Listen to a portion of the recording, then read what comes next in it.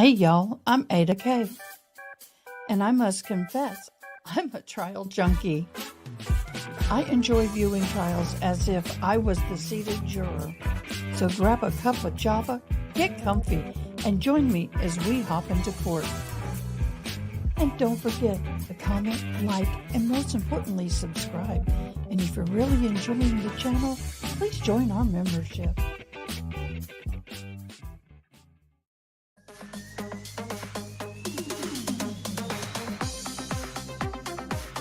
Good morning. Welcome, everybody. It is that time. We are getting ready for a day of trial. We have two. We are streaming live together. Yeah, I'm going to be a busy monkey.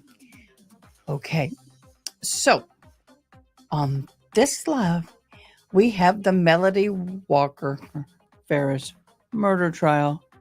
She is charged with unaliving her husband and then putting him in the burn pile. That is a little much. But anyway, we are in day 9. Yesterday, we had a very interesting day. The second ex-boyfriend of the defendant testified. He was the one that she was dating at the time of the unaliving of her husband. And so he was on the stand. The prosecution is almost done with him, but he has spent the majority of the day on the stand. He is a very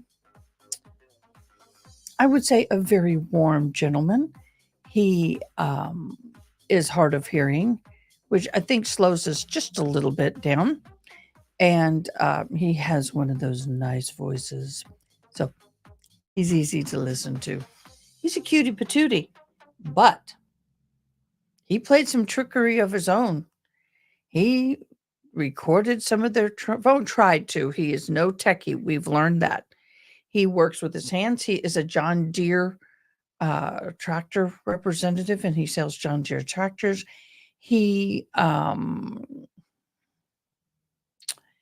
of a country boy. But she placed a phone call to him and told him that they found her husband. I was going to say George. They found the husband in the burn pile, to which he quickly said, "Don't tell me anymore. I don't need to know." He did stick with her for a while, and my hearing aid just rattled my eardrum. So, but they are no longer together. Good morning. Good morning. Thank you so much for joining. We are awaiting the start of the Melody Walker Farris trial. Pretend Justice, thank you so much for becoming a member. Oh my gosh, you are so awesome. I'm so excited. Thank you so very, very much. Excuse me. Hearing aid problem. Oh, it rattled my eardrum. Woo. That happens. Okay, y'all. So in a minute and a few, we will also be starting the Sarah Boone trial. I don't know how much of the Sarah Boone trial is going to be shared with us today, but we're going to have both of them going. So I'm going to go ahead and get that one on, if you don't mind. So Melody Walker fans, stay with me. I'll be right back. You will see me, but you will not hear me. Well, maybe. Yeah, I'll just leave you on. I'm going to go ahead and start this trial. I am dual streaming live today.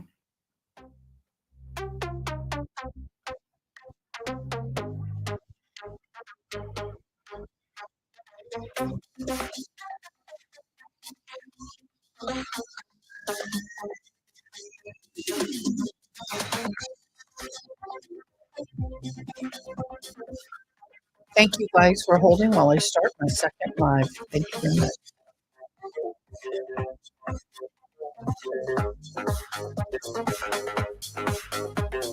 Welcome, welcome. Good morning to you all. Those who are waiting the Sarah Boone motion hearing day 2 and the jury selection voir dire. We are going live right now for that. I am Ada K and I have 2 lives going. I have this side of my screen, the Sarah Boone, this side of the screen, Melody Walker Farris. It is a day of female murderers. I tell you what. Sarah Boone has been charged of unaliving her boyfriend / fiance in the suitcase. They played hide and seek after drinking a bottle or 2 of wine, and she forgot he was in there and he became unalive. On this side of the boat, we have Melody Walker Farris, who decided to unalive her husband. Supposedly is charged with unaliving her husband and then putting him in the burn pile. I mean, my gosh, y'all. We got 2 fascinating women on our docket this morning. So grab yourself a coffee, get ready, and let's go to trial today. I want to thank Pretend Justice for becoming a new member. You are so freaking awesome. Yay. What a wonderful day for me to start my day. Appreciate you so very much. So on the Sarah Boone side of the boat, we have some new information. Let me share screen if I can. Share this.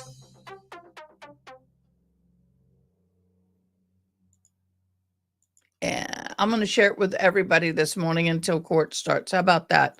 Everybody will get to see it until court starts. How about them apples? Might as well share with the class. Me going to share with the class. So we have, this appears to be in Miss Boone's handwriting, and it's just a little quick docket. It's an evidence control sheet. Case number 20CF2603, Boone, Sarah, Division 20, Judge Kurtnick, Clerk McCree. She crossed out whatever that is. Motion in limine, date 10/16/2024. It's just basically the state saying that she's stating that they have given the state A, 1 CD, DVD, B, 2 complete copies of Depot of Julie Harper PSYD, C, 3 complete copy a Depot of Tina Werther MD, and D, 4 CDs, DVDs. Okay, that's interesting, none to say the least. And then we have yet another document. Yep, there was another filing. I mean, they're filing all the way up to the last minute, y'all. Good morning, Miss Eddie. Good morning. Good morning. Okay, let me add these to stage real quick. Get it to where I can read it. Also, we have the Sarah Boone of State of Florida versus Sarah Boone. Defendant's objection to state's digital exhibits. Now, I'm sure we're going to deal with this morning. The defense objects to all cell phone photo evidence the state intends to introduce at trial due to relevancy, foundation, unknown original date, and that it is repetitive in nature. The defense objects to all cell phone data, video evidence the state intends to introduce to trial due to the relevancy, foundation, unknown original or origin date, hearsay, and Crawford issues. The defense has no objection to the following digital images or evidence. Wherefore, Sarah Boone, James Owens, submitted digitally. So, okay. They are trying to keep out more evidence. How does that not surprise me? That doesn't surprise me none, to say the least. That's pretty damaging evidence. I will say that, y'all. I will say that. Okay. We've got everything up and running. We're just waiting. Good morning, Miss Jar. Good morning. Good morning. I have going at both at the same time. It looks like the Melody Walker Farris case is getting ready to begin. We have two trials going on at the same time. So if you are over at Miss Boone's and want to watch the Melody Walker Farris while you wait for Miss Boone, hop on over to that live. I will announce on that live as well when Miss Boone starts. She may not start for another hour. We do not know. I know the jury was told to be here at 10 o'clock, but I do know they have some motions and stuff, and they're supposed to start at 9 o'clock Eastern Coast time. We are Central time here, 8 o'clock in the morning. Thank you so much for being here. I appreciate it. Good morning, Miss Ronnie. Are we tired? Dang, yesterday was a long one. I didn't get to sleep until 2:30 in the morning, y'all. And I was up by 7. I am going to crash and burn. I might as well take my meds while I'm thinking about it. Hello, Toy. How we? Oh, I caught it. How we doing, love? How's everybody this morning?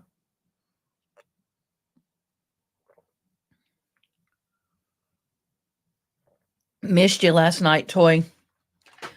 I went live and showed the Boy Dyer that I didn't know was playing yesterday. And you missed Zach. You missed Zach. Our infamous Zach was there. You missed him, love.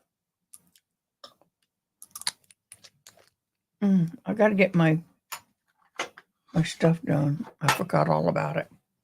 So thank you for joining me this morning. I appreciate it. Speak of the cutie patootie. Zach is lurking while he's working. Appreciate you, Zach, so very much. Thank you so much for joining. Toy, if you want to, get even with Zach, hop on over to the Melody trial.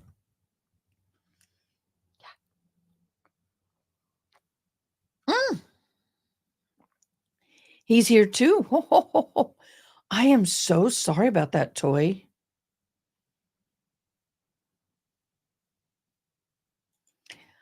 I feel you. Been there, done that. Been there, done that, love. Blessings to you and that little beautiful pup. Zach, hola. Okay, we have motion in the Melody Walker trial. Judge is getting ready to come and sit down. Now, this judge is it's just as comfortable.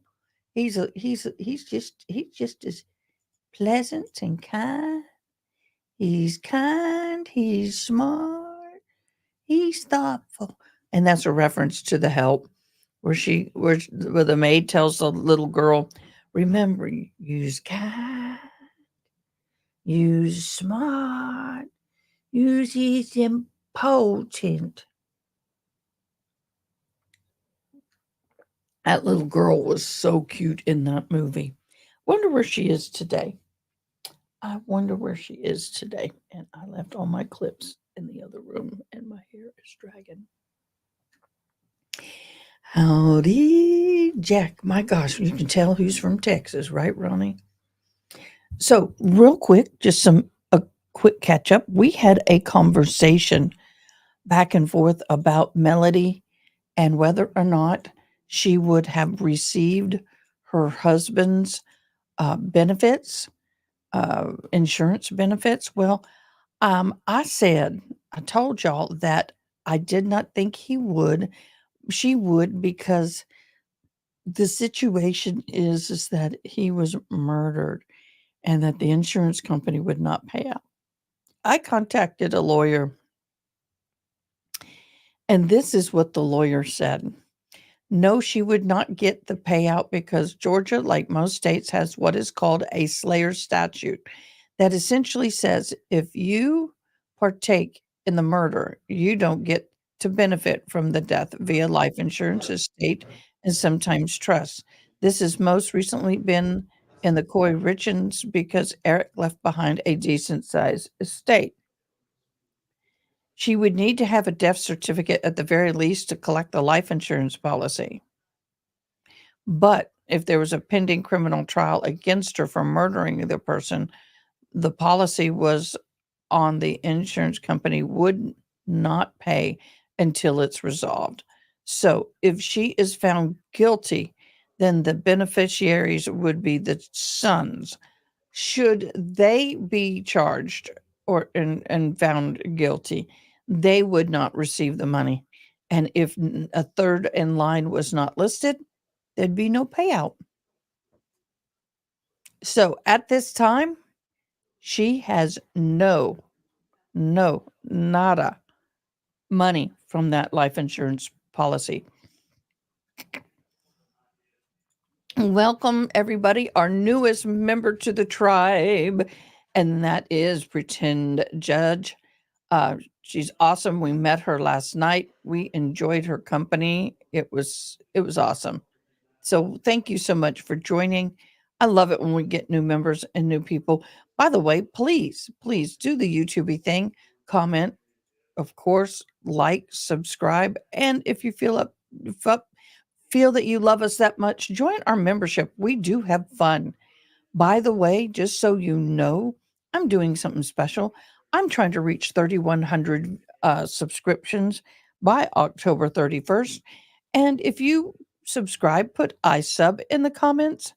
And then if you become a member at any level, you will be entered into the drawing with 10 entries for a Starbucks. And it's way over there. One of the really nice Starbucks tumblers. Those are nice, y'all. So don't forget to do the YouTube thing. Greatly appreciated. Thank you so very much. Good morning. Hey, Ronnie. Hello, Eddie. Hello, Tori Jar. So, what did y'all think about yesterday? Those who joined us last night, we did a late night impromptu live where we watched the voir dire of the jury, potential jury members in the Sarah Boone case. What did y'all think about that? I thought we had a little too much fun. I was so involved. I looked down at the clock and it was like 12:47. By the time I got out of the office, it was 1:10. Before I fell asleep, the last time I looked at the clock, it was like 2:27. So it is going to be a very long day for me, but I'm excited for it. What? I heard some.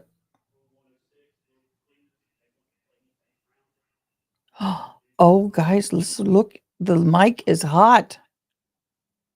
Uh-oh, let's read this real quick. Brig Brother, yes. Yeah, I'm reading it. Please come out. Who are you wanting to come out? Why? Good morning, Adair.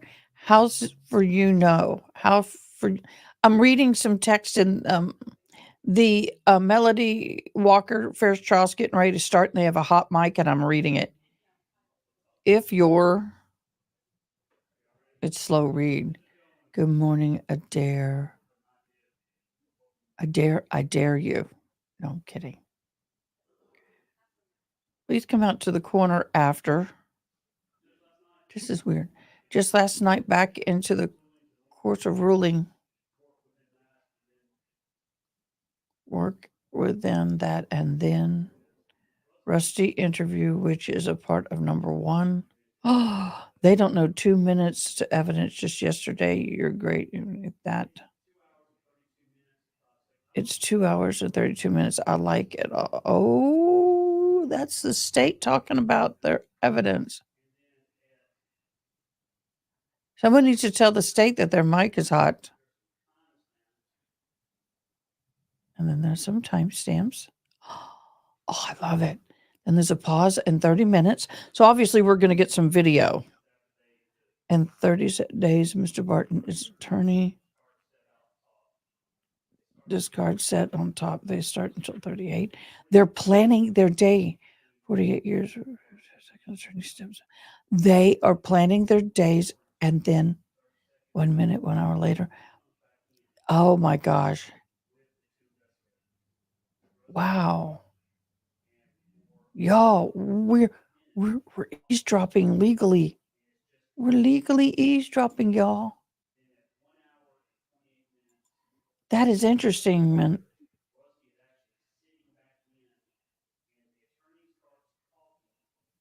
They're talking about the deposition.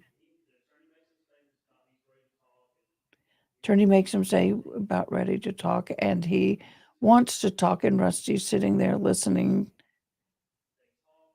Oh my God, this is a scoop inside the. Oh, y'all gotta go over if you want to hear more.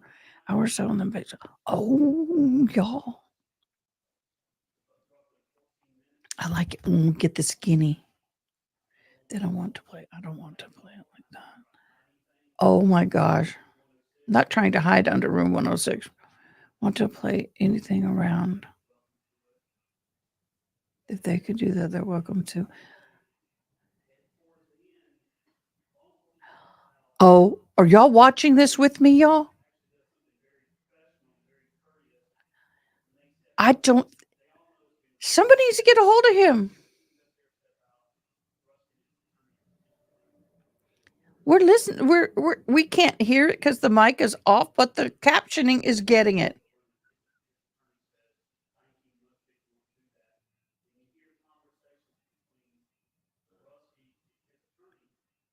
Oh, I love it. Cocobella 23. Okay, I have 2 live streams going. If you want to hop over to the Melody Walker Farris live, the court hasn't started. It's muted, but the state is prepping for their rest of their questioning of the ex-boyfriend of Melody that she was dating at the time of the ending the life of her husband, and the captioning is getting everything they're saying. And so we're reading it. We can't um hear it, but we're reading it. Oh my gosh.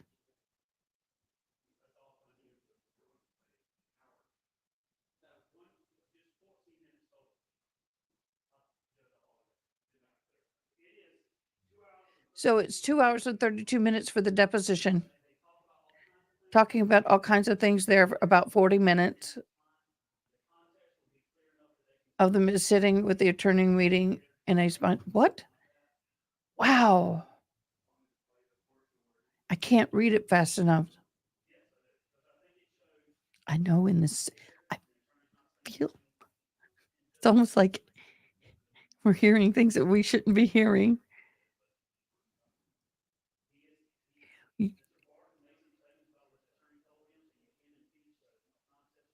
Oh, tell him what his attorney said to impeach him. Nonsense finds women's. Oh, I can't. It's popping too fast for me to read. The witness was scared. This could be adaptable commission-based attorney if the initials is. Oh, they're going to try and impeach him. Oh my gosh. They'll probably get pretty close to objecting, you think? It's a while since I've listened to this recording.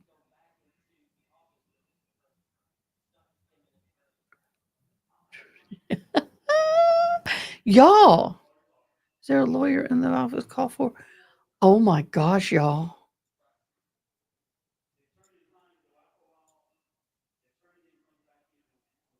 Adair, look at the video next to my head. The words are popping up. There's no sound, but there's captioning. The state mic is hot.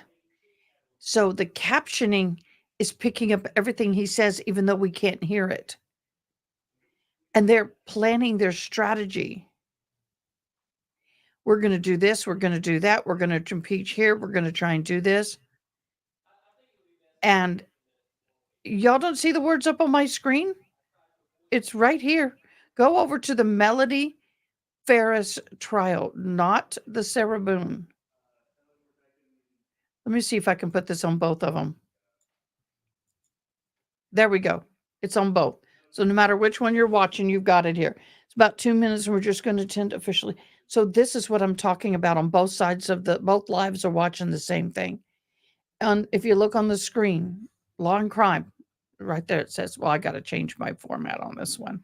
I got to do that. Okay. You will see. Well, no words at the moment. Boy. Oh my gosh, y'all. Oh my gosh. That was interesting. Did they stop the hot mic? No. Oh, okay. You see, that's what I'm talking about. Talk Extreme 20. I'm just going to skip through that. See, they're planning, they're questioning. But wow. I don't know about y'all, but I find this so intriguing. I love to be able to see what they're thinking and saying. So they are going to try and impeach him definitely on one thing. Him meaning the boyfriend that was on the stand.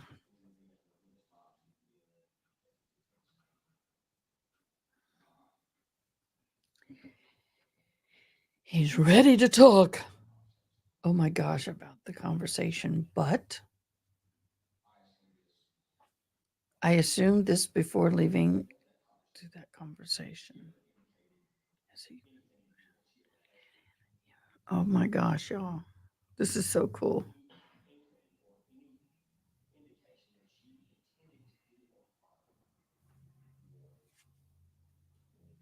Do harm is what it was.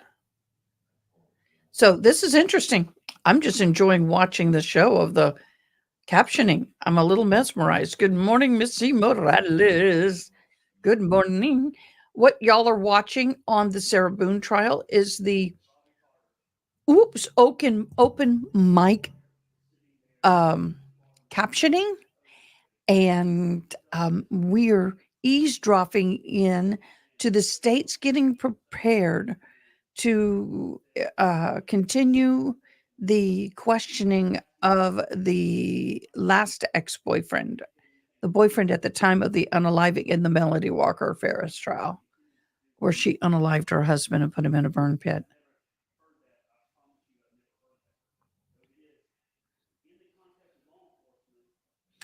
And so what's happening is that the lawyers on the state, or the prosecution on the state side, is prepping for their questioning of this gentleman, and their mic is getting captioned. OMG, y'all. I love it. People forget about the microphones that are in front of them all the dang time, all the time. And yeah. So, how's everybody doing this morning? For those of you who didn't know, I didn't know that yesterday that the Void Dyer was aired in the Sarah Boone case yesterday. Yepers, yesterday. So this morning they are going to be back live, and we will be there as soon as they pop up something with Sarah Boone. We'll be there. She yesterday, it was interesting the way she was behaving. And do you know what I discovered, guys? I discovered, y'all ready for this? I discovered that she, for some period of time, worked as a paralegal. She was a property manager and a real estate agent. Oh my gosh, y'all.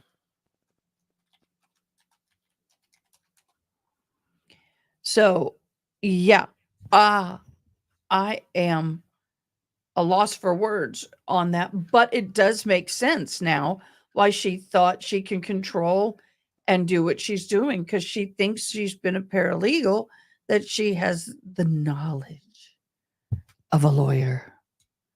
Yesterday, she was writing so fast, sending things out.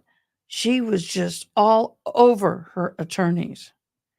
And at one point, her attorney went, like, stop and pay attention. Good morning to Law Trial TV Live. We are so blessed to have you. If you want to watch trial without commentation and without any kind of wordage from people like me, go to Trial TV Live. They are fabulous. I do get my feeds from them, and I want y'all go love and support them. We'd appreciate it. Please go and subscribe. Good morning, everybody. They're saying good morning to me. Good blessed morning.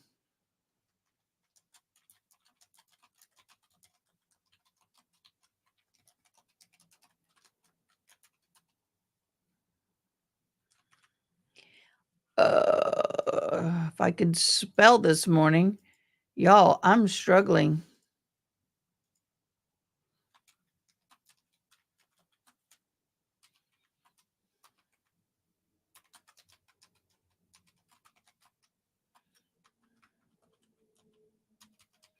I'm really struggling to type.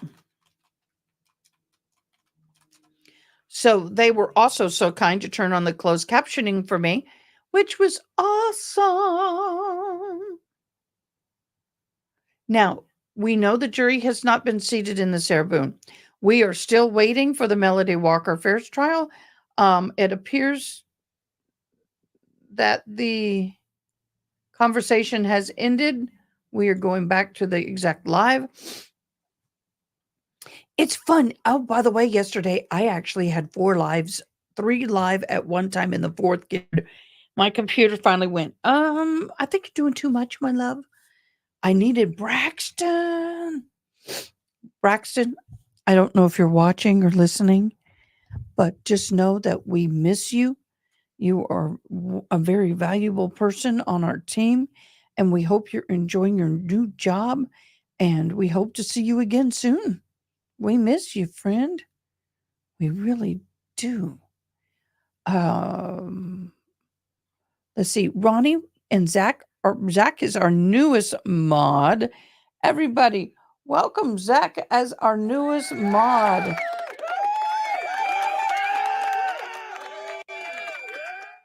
Yeah, YouTube wasn't liking him the other day, or most days. Sometimes his comments were getting through. I wonder why, Zach. Let's see. Sarah Boone is if you notice, and I kind of was talking a lot about it yesterday, but I thought it was kind of funny. I'd not seen this in court, but I know it happens in the jail. If you were in a jail, a prison, a mental hospital, anything like that, you can't have a regular pen. I don't know if I have a regular pen like she had. No, I don't. I'm a pen junkie, and I like Tool is my favorite, but you can't have this. The only thing you are permitted to have inside jail, are y'all ready? I kid you not, is this. And not even this because it's too thick and it's too big. It's that real thin cheapy pen. Um, you cannot have the pen itself, only the ink refill. And so she was writing with that, and it's much smaller and more difficult to hold on to. But boy, she's mastered the art of it because she was going at it. Oh, you're blushing. Oh, Zach, I didn't know that you were capable of blushing, my dear. And for those of you who don't know, Zach is somewhat of a comedian. He's a fisherman. He loves his fish. So much so, he kisses them. Yep. So much so he kisses them. There's the picture to prove it. Oh, we got to wiggle. Come on, guys. We're ready. I wanna start some really loud and obnoxious music, but it's too early in the morning. I can't believe I'm here, on time, and awake. Although the yawnies are gonna come because I didn't get much sleep. Ronnie, did you get any sleep, my love? I feel bad. You were up with me at midnight, 1 o'clock in the morning. We got off of our live at 1 o'clock in the morning. Can you imagine? Oh my gosh, but it was interesting. It was fun. So I look forward to oh, I forgot I gotta do comments. Let me see what they said. Good morning, Trial TV Live. Thank you so much. You are awesome. Oh, by the way, um, over on this boat over here with the Sarah Boone trial, she wore the same suit for 2 days in a row. However, I got an itch. I'm sorry, guys. However, she had a different shirt on. And she started looking pretty disheveled by the end of the day. Yes, it is. I'm sleep. I don't have to wait. Yay, I'm glad you didn't have to wake up at 5 a.m.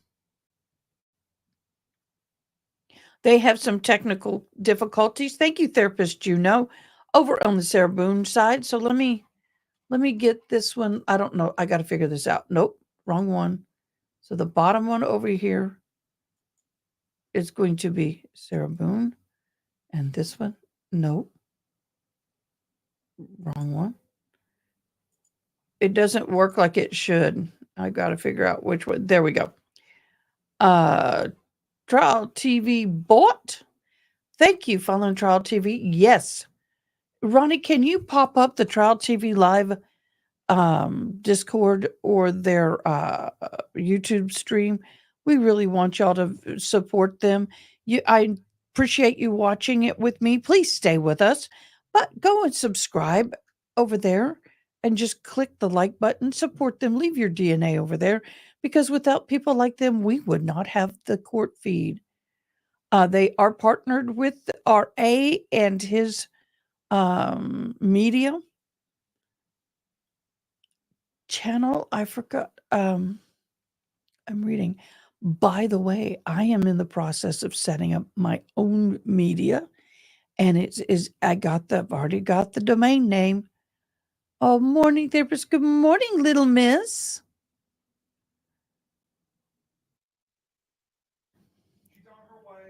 All right, awesome. We are going.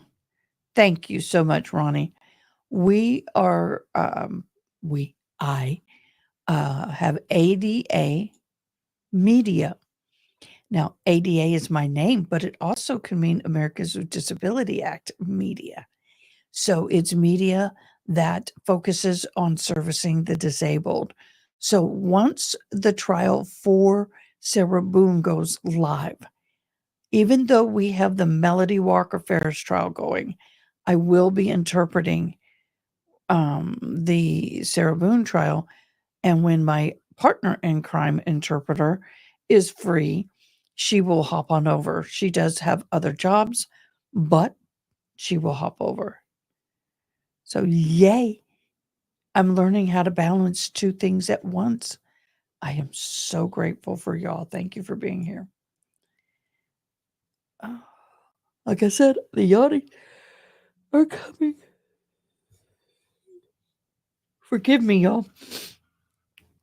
It's going to be a yawny day.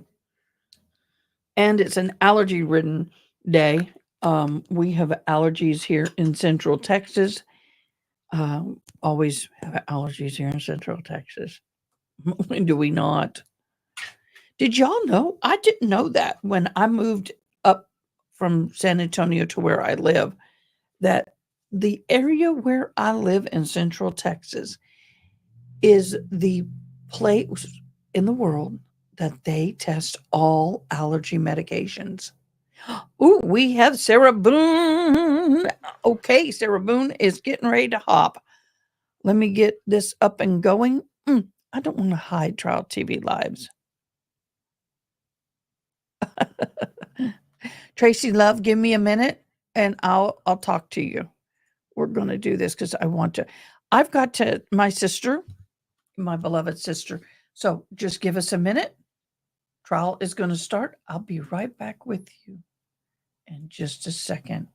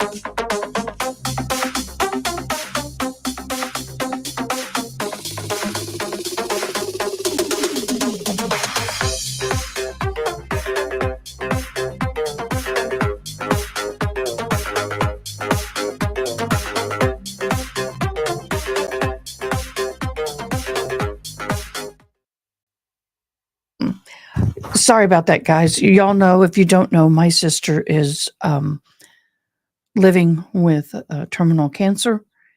She's in an okay place at the moment, but when she calls, I drop everything. She is my number one priority. So please understand and forgive me. She comes before all work, and I don't want to cry. So I love her, and she's okay. She's okay this morning, but there were just some things that we needed to discuss real quickly. So thank you so much. Well, same suit again. They need to get away from the yellows and that lime green with her because with the chairs and with her skin tones and with the suit, it looks like crap. Looks like crap. Sorry, guys. Not sorry. Those of you who are on the Melody Walker side, we are still waiting. There is movement. So we're going to be talking about because I don't want to put you guys just on music on the Melody Walker Farris trial. So you're going to hear me talking about the Sarah Boone. And once both trials are going, then I'll mute back and forth.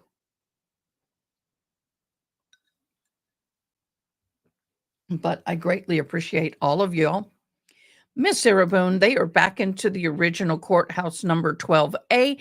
Once the motions and hearings is all done, then they will move over into the big courtroom for the jury voir dires. They've got 45 people in there right now. Why do we not have sound? Thank you for the captioning, Trial TV, but we have no sound.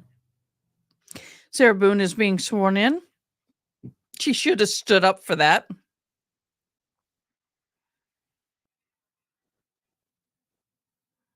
Why do we not have sound? Let me re-engage it to make sure it's not us. It is not us. Why do we not have sound? Uh, there we go.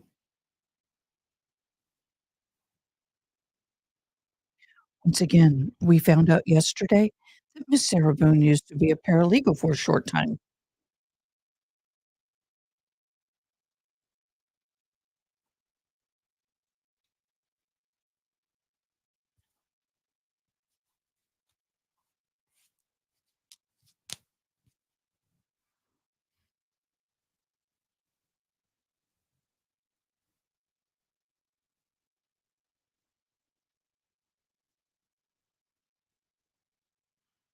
Good morning, Miss Kevin. Oh my god. That's okay. Just keep listening. Good morning, everybody. Thank you for joining. And here we go.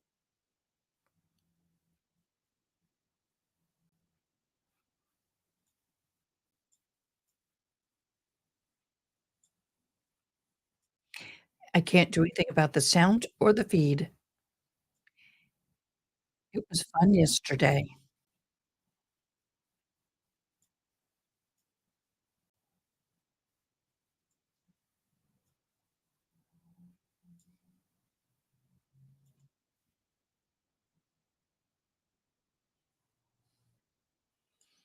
I like that they say madam. I love that, madam.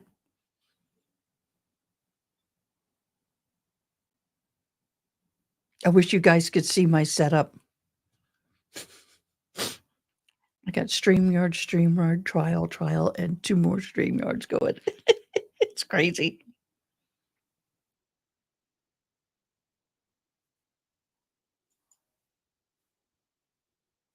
Oh,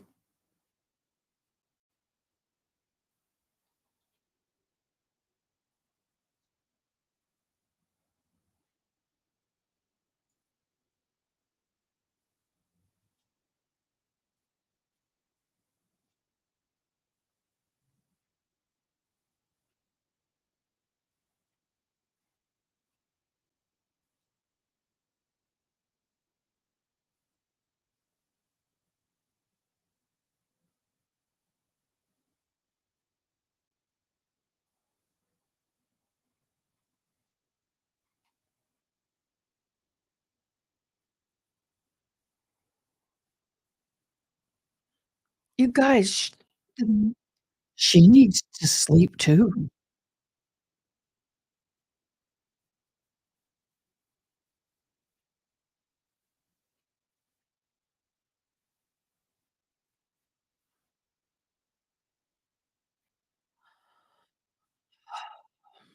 Y'all,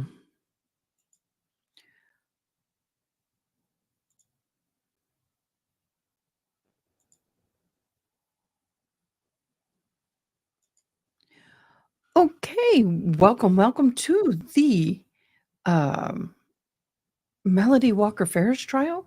She is sitting here live. We are getting ready to start in that trial. Thank everybody for joining us.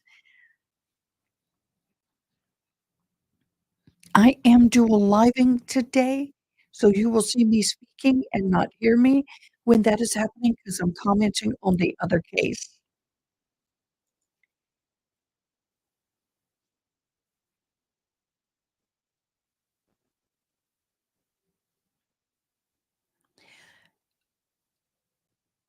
Guys, real quick, if you see me talking but don't hear me because I'm doing 2 lives, I'm commenting on the other stream, not the one you're watching.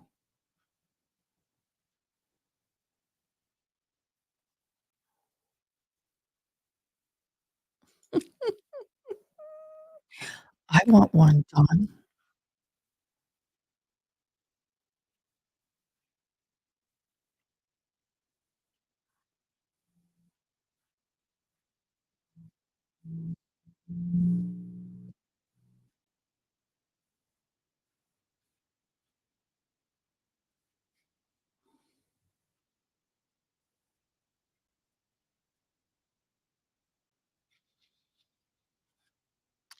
We're starting out good today.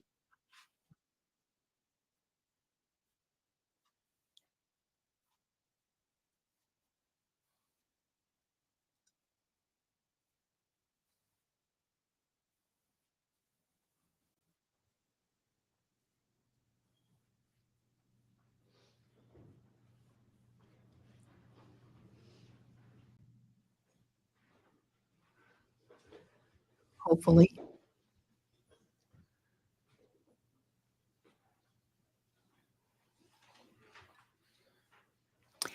Miss Kevin, that's right. Why don't you just go watch the Ada K channel, which I'm gonna rename it in a little bit, Ada K Media.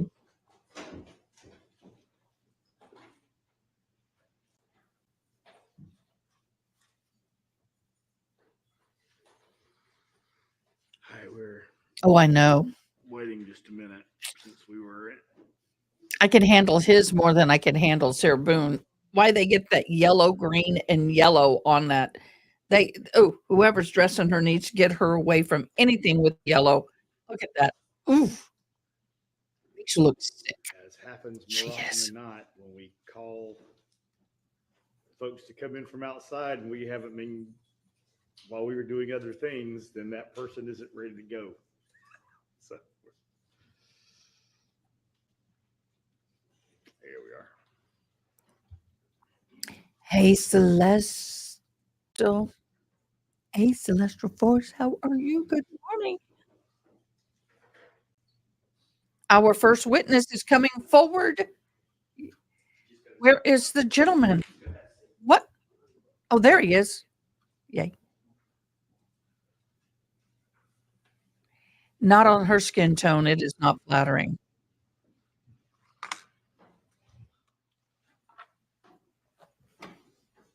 Proceed, Your Honor. Mr. Barton, I remind you, you're still under oath, okay? Yes, sir. And Judge, at this time, I'm going to be playing Barton 1, July 24, 2018 interview with Mr. Barton. I'm going to start playing at 1 hour and 28 minutes and play to approximately 1 hour and 42 minutes. Hello, Brit. You're right, case one.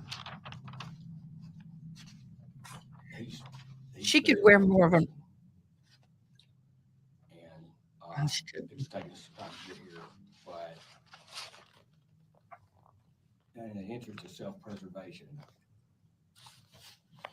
you can either be in the witness Okay, box, we're back over You here. want to pause and have them identify. The Was that Mr. Carter, your attorney, speaking? I wasn't sure who it was. That's what I was trying to listen and see who it was. Okay. Listen a little bit more, see if you can hear. He's ready to talk about that conversation. But I asked him this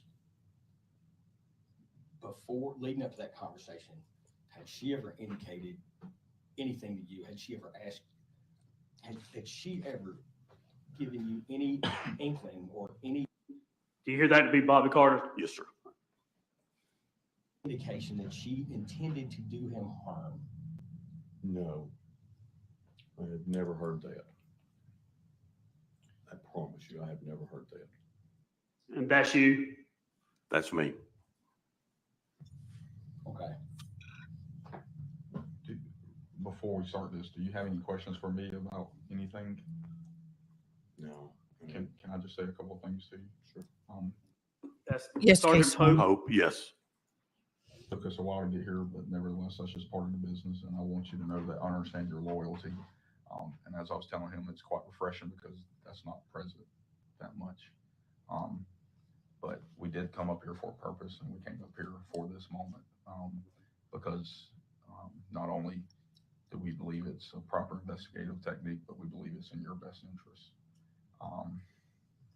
And as these things move out, sometimes they get ugly. And I think this is a situation that it might benefit you just to tell us about that.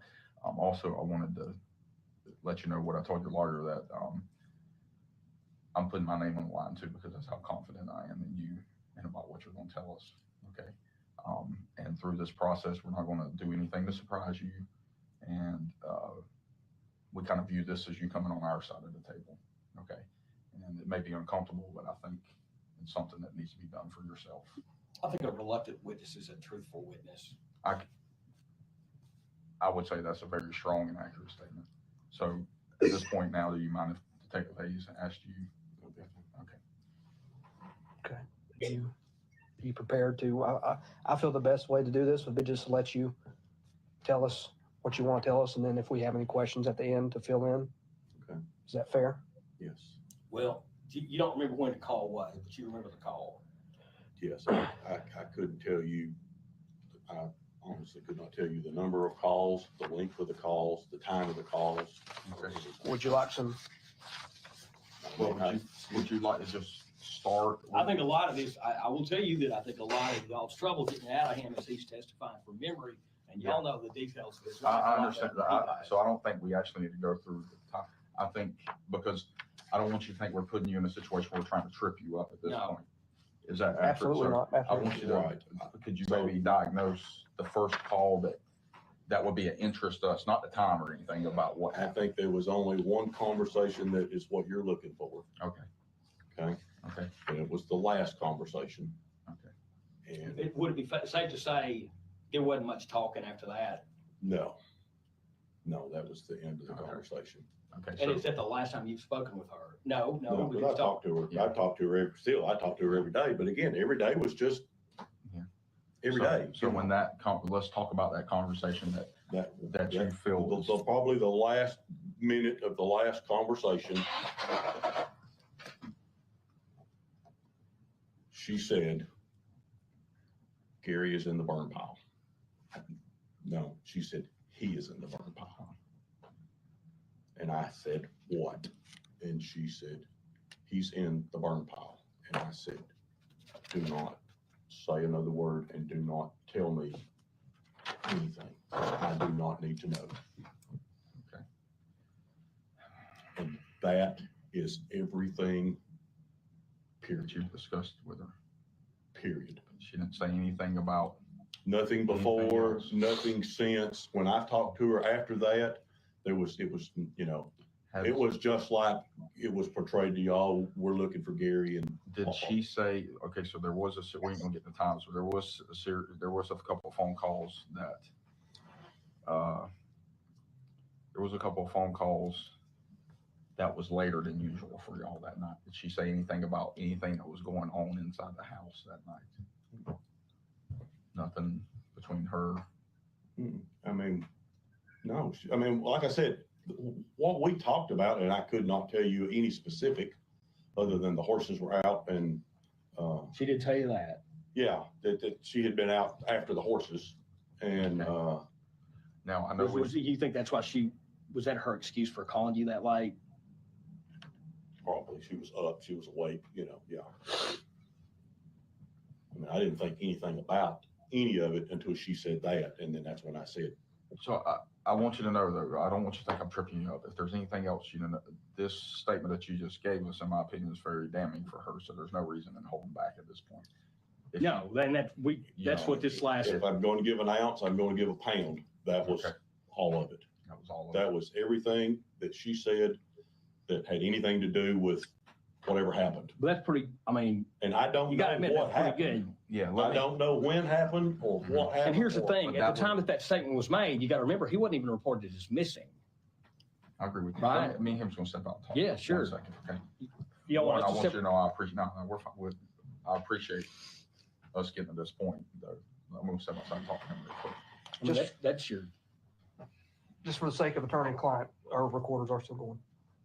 okay, thanks. Yes, sir. There's a lot of people up here that wouldn't have reminded me of that.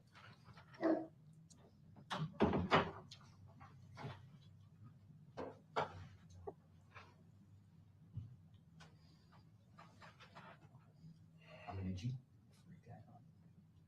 You freaked out. Yeah. It was like, A surreal. yeah. I've had things in this business that happened to me, and while they were happening, I thought this can't really be happening, Yeah. kind of like. Yeah, I just couldn't, I was like, what? We're not holding back at this point. No, that's it. That's enough. Well, that's it. That's all there is. I mean, did you feel like any of this was built in? Looking back on it, those conversations. Mm-mm. Mm-mm. No. No, I didn't see that coming at all. And literally when the TBI showed up, I was just in shock because I was like,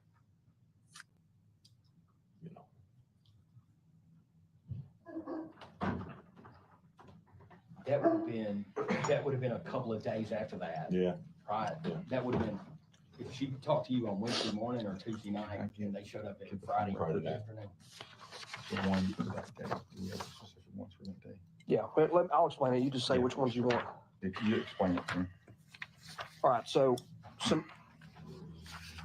we'll go into specifics. I know you don't remember. Maybe this will help refresh your memory, okay? And I want you to know, we're not trying to We're not trying to, enter in the, like the specific time, because sometimes it gets muddied up in it. And well, out of curiosity, were you actually on Tylenol PM or anything like that? You were? Okay. and Crown.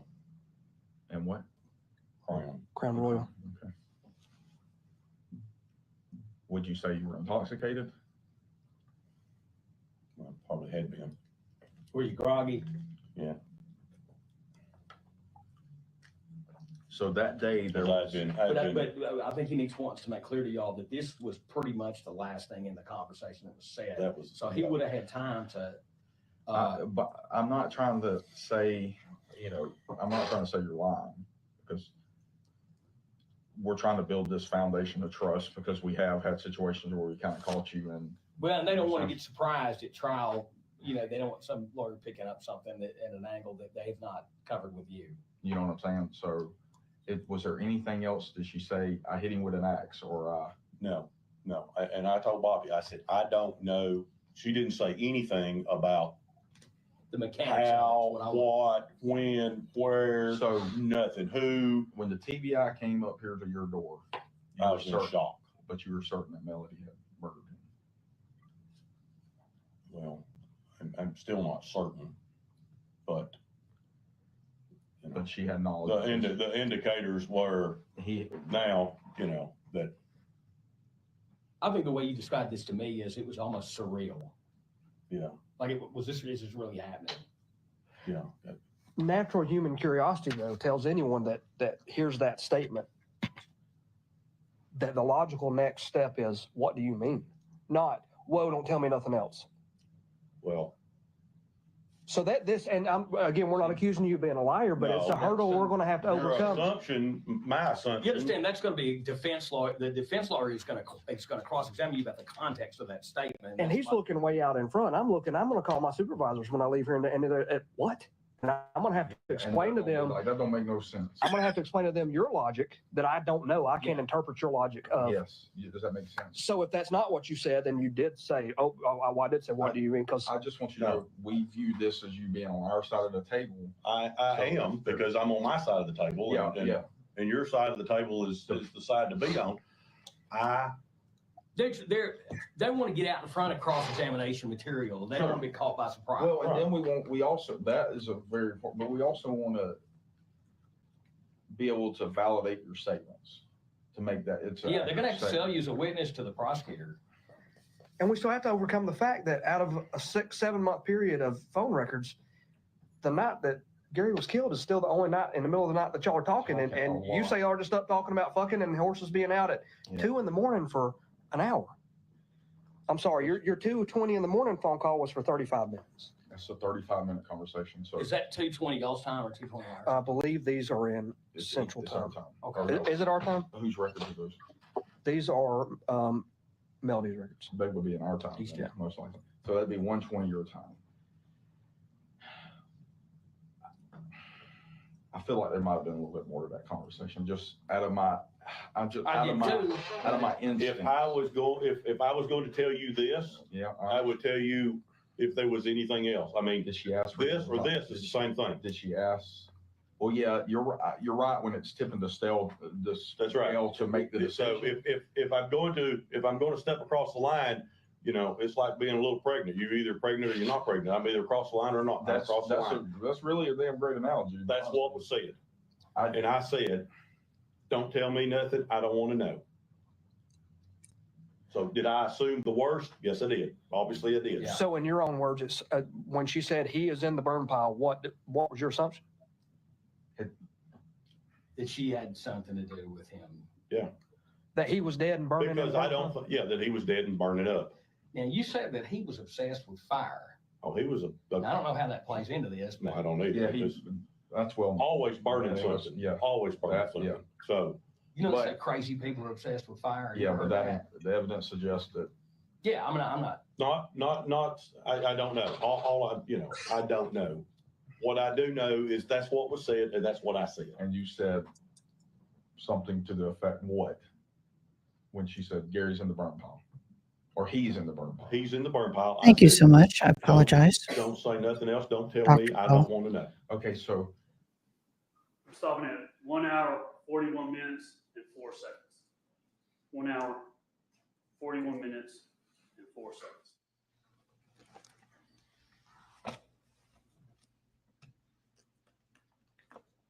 I have nothing else, Your Honor. I'm swear.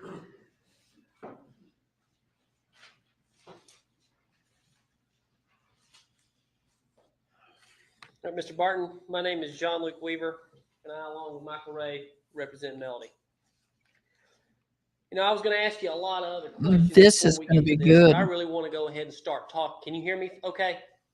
Can you hear me okay? That's better. All Thank right. you. I want to go ahead and start talking about what was just played, Yes, sir. okay? What was going on right there from your perspective? I had already been back in my attorney Bobby Carter's office when we had talked because I was flipping out.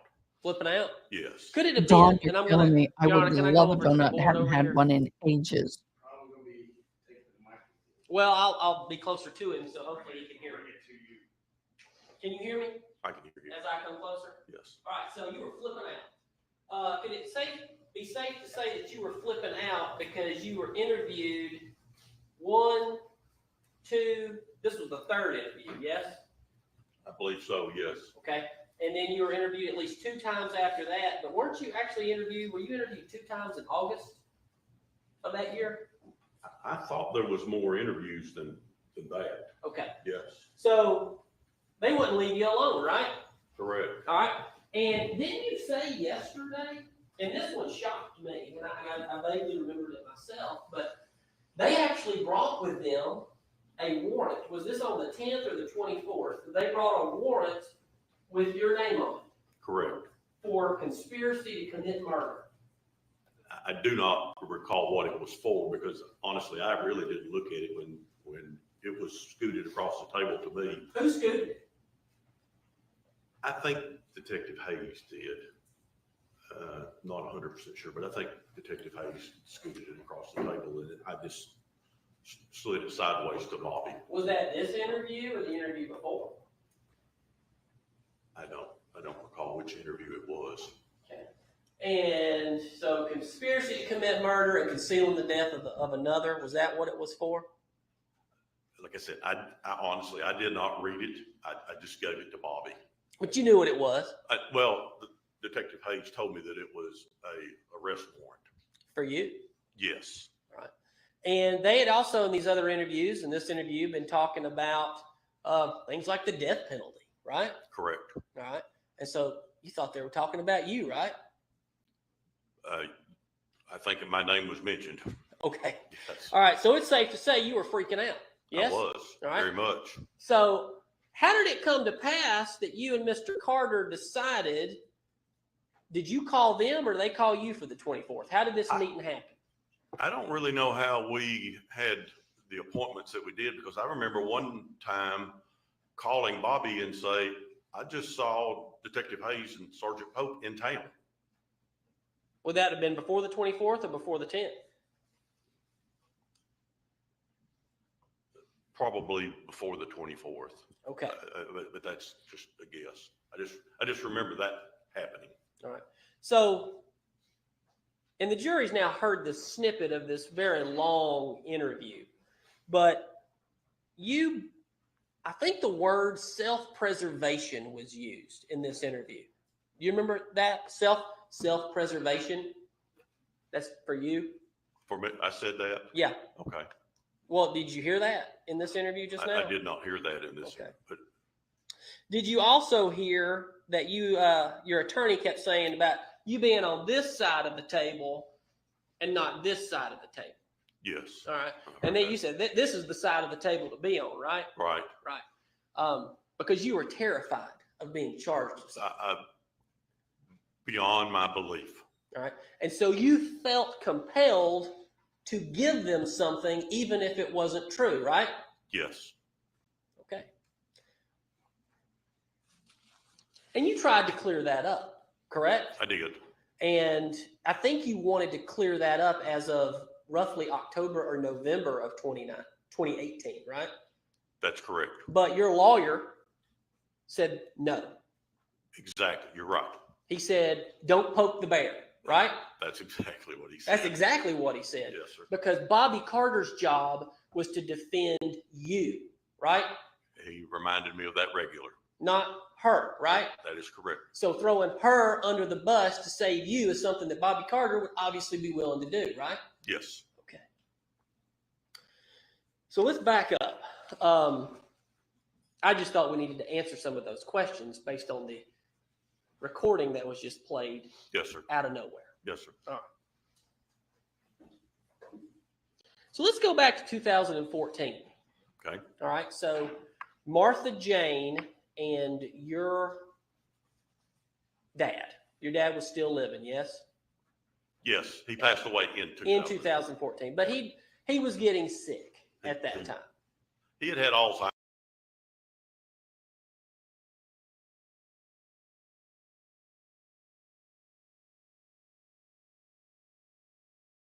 And then whatever time this part of it started, March, maybe, he had a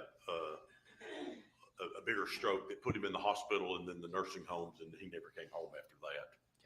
So Melody would be coming up because I believe the words you used yesterday was Melody was more like a daughter to Martha Jane. That is correct.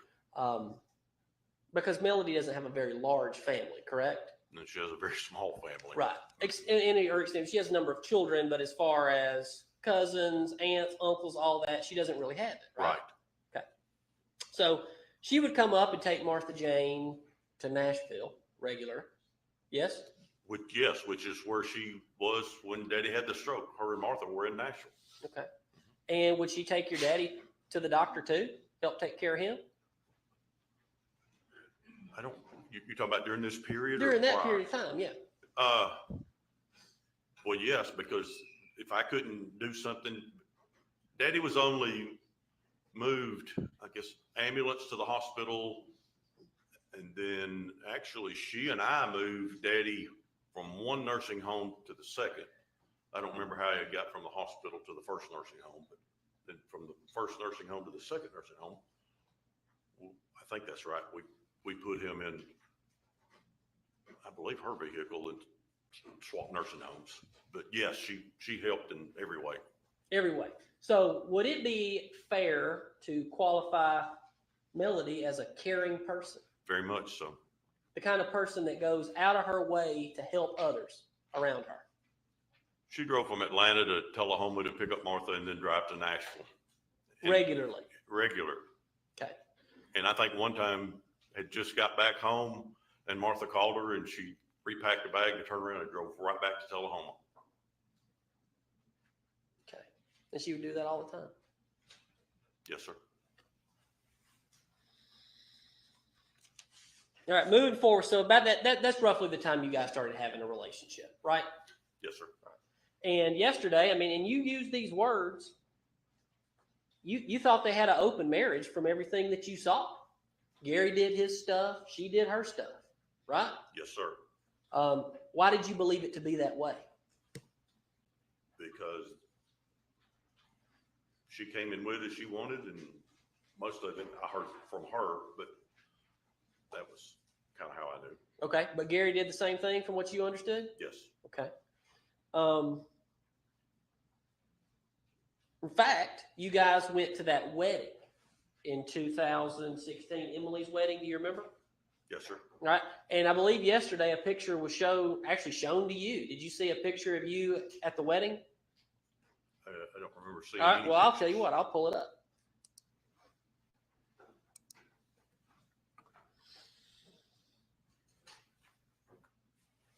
Who was that admitted through, Michael?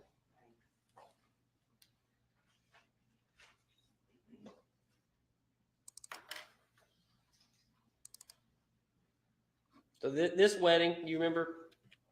Yes. All right. This is you in the background here. Yes. That's dancing with Melody. Can you tell? I mean, it's okay if you can't. Yeah, I'd say yes. Okay. Now here you are dancing with Melody again. Looks like a snippet of a picture shortly after the last picture. Same thing right there. And you're over here actually. Is this you right here? Yes. In Payne 7 with Sherry Cooper? Yes. All right. So you were dancing with other people, having a good time. Yes. All right. This is you with Chad Bruce. Do you remember him at all? I do. He went and got me a beer. All right. And looked like he had another one for himself right there. Two of them, exactly. And is this Sherry Cooper right here? Yes, it is. Do we know who this person I is? do not. Okay. And that's you dancing. Not the prettiest face, but yes, that's me. Not the best moves, but I don't have them either. All right. So this is you right here lighting sparklers. Yes, sir. Is this Sherry Cooper? I believe so. All right. And is this Gary Farris right here next to you? It is. All right. So Gary Farris, was he yelling and screaming at you at that wedding? No, sir. We were all drinking, having a good time. Well, what do you mean? Everybody was having a good time. I mean, we're lighting sparklers together. All right. Did y'all have any other conversations that day? Were y'all? Oh, I'm sure we did, but Yeah. nothing out of the way. Everything was quite congenial. All right. So he never had any crosswords with you? Not a one.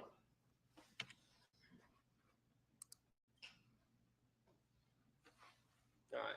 Now I want to say something about, yesterday you said, well, yeah, we weren't. It's almost, I'm trying to think of the best way to say this. So you're from the South, right? Yes, sir. All right. So y'all are having an extramarital relationship. Yes. Yes. Though you believe their marriage to be something that allowed that kind of thing, right? Yes, sir. Right. But in the South, you wouldn't put that kind of thing on the front porch, would you? No, sir. You put it on the back porch. Correct. So at the wedding, you didn't flaunt that kind of thing in front of the kids, right? No, we did not. But you understood that Gary probably knew about it, right? Yes.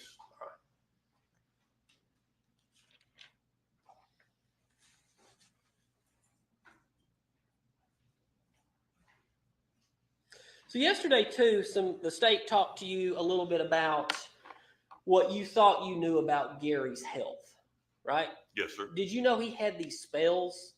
Had you Yes. ever heard that phrase? Yes, sir. All right. So I think you used the word esophageal cancer, but is it also not reasonable if you hear somebody having intestinal bleeding or bleeding that you could construe esophageal cancer, even though you maybe never heard those words out of her mouth? Yeah, that would probably have been my term for what it was. I think I'd guessed at that what it would be because, again, That was your guess. that was my guess. Yeah. But I had a close friend that had it, and he did throw up blood. So that was just kind of your thought. You know, you had a close friend. Maybe that made sense. Yes. Okay. And you knew he'd been in the hospital, Yes. and you knew he would have these spells, of course. Yes. All right. So not a healthy guy. No. All right. You never got the feeling that Melody was poisoning him or anything, do you? Oh, absolutely not. Okay. She didn't talk to you about anything like that, did you? No, sir. Okay.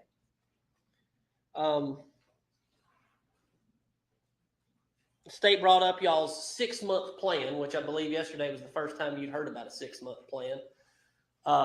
If Gary were to pass, do you remember anything about that? I remember it said when there was one of the interviews, I think with Detective Hayes and Sergeant Pope. Okay. So what do you know about this 6-month plan? There was no hard plan for anything, as far as ever getting married or ever even being together. But it was said, he asked a question, I believe, and I didn't answer immediately, and he answered, or he said, like 6 months, and I think I said yes. Okay. All right. Well, let's just kind of talk about the nature of y'all's relationship. Yeah. You know, y'all were obviously close, and you obviously loved her. You testified to that. Correct. Right. But you also had another girlfriend at the time. I did. What was her name? Christina Grant. All right. So Christina Grant. Y'all were pretty close too. Yes, we are. Are y'all still together? No. All right. But back at that time, y'all were. Yes, So you seeing 2 women. I was. All right. Now, and I know I'm not trying to put any words in your mouth or make any accusations towards you, but sometimes men have been known to say things to multiple women to get to keep both women. Would that be fair that you were doing that back then? I've heard of that. You heard of that? Okay. So sometimes you might say things to keep both of your girlfriends. Correct. Okay. All right. So I want to go back to that email in 2017. And this is, of course, after y'all went to Jamaica. So I guess Christina found out about that. She got jealous. Yes. But did Gary ever reach out to you? Never. Okay. And did you just knew Christina was upset? Yes. All right. Did you know of Gary and Christina having any contact after that? I didn't know of it. What do you mean? I just kind of had a thought. What's your thought? Can you go ahead and tell me? Yeah, I thought that they probably got together. You thought they got together? Yes. They went up to Nashville together? I don't know. Had an overnight trip? Have you heard of that? I don't know. That was kind of she got to where she would be disappearing, and I kind of figured that might have been what it was. Interesting. Because I know that she had Gary's information. Okay.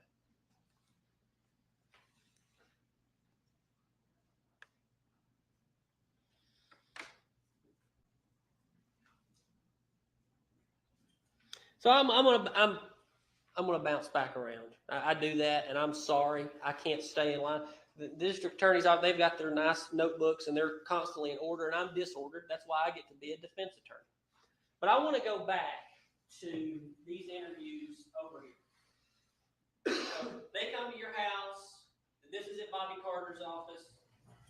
All the other interviews are at Bobby Carter's office. Yes, right? sir. That's Judge Carter. He's a judge now. Yes, sir. Okay. Coffee County. Correct. And at which one of these interviews did they decide to tell you they were going to bug her? I don't remember. I want to say that it was probably either that July 24th or August the 2nd, but I'm not sure which one it was. Okay. What do you think about that? I was wanting to do anything I could to help. I mean, I wanted to show them I didn't know anything. I had, was no involvement, and I would do what I could Protecting do. yourself. Yes. Staying on that side of the table and not that side of the table, right? Yes. Okay. So you did this, and at first you didn't do the recording on the recorder. Why did you decide to tell Melody about that? I don't know. I just, at the moment, it was like, very early on. I don't remember what day that was, but I had tried to use that recorder. You got to hold it up with your phone and put it this way and that way. And it was awkward. And then when I saw her, I just said, they'd give me a recorder. They want me to record our phone calls. Okay. I do want to talk about one other thing. Going back to the 9th, right the day before the 10th of July. Okay. Okay. And that's when this statement about the burn pile and all that, I believe that's what you said in 2019 actually happened, right? The statement that you say that you changed the time when that happened, you say that happened on the 9th of July? Or when did that happen? I don't know the date. Okay. I just know that I had gone to Martha's house and was talking to her. This was at Martha's house. Yes. That's when it happened. Yes. Okay. All right. We're going to talk more about that. But let's go back to these recordings. Okay. So then you start recording her on these call yos, which is this app on your phone. Like you got a phone, you get your phone out, you call her. Do you call her through the app, or how did that work? Tell me how it works. Seemed like I had to dial, for me to call her, it seemed like I had to dial a number, and then it went through, you could hear it going through a system or something. And then when it came in, it came in as like a recording, and then you had to answer it, and then it was her. Okay. Didn't know which way it was going. All right. That's been Right. It's been about 5 years.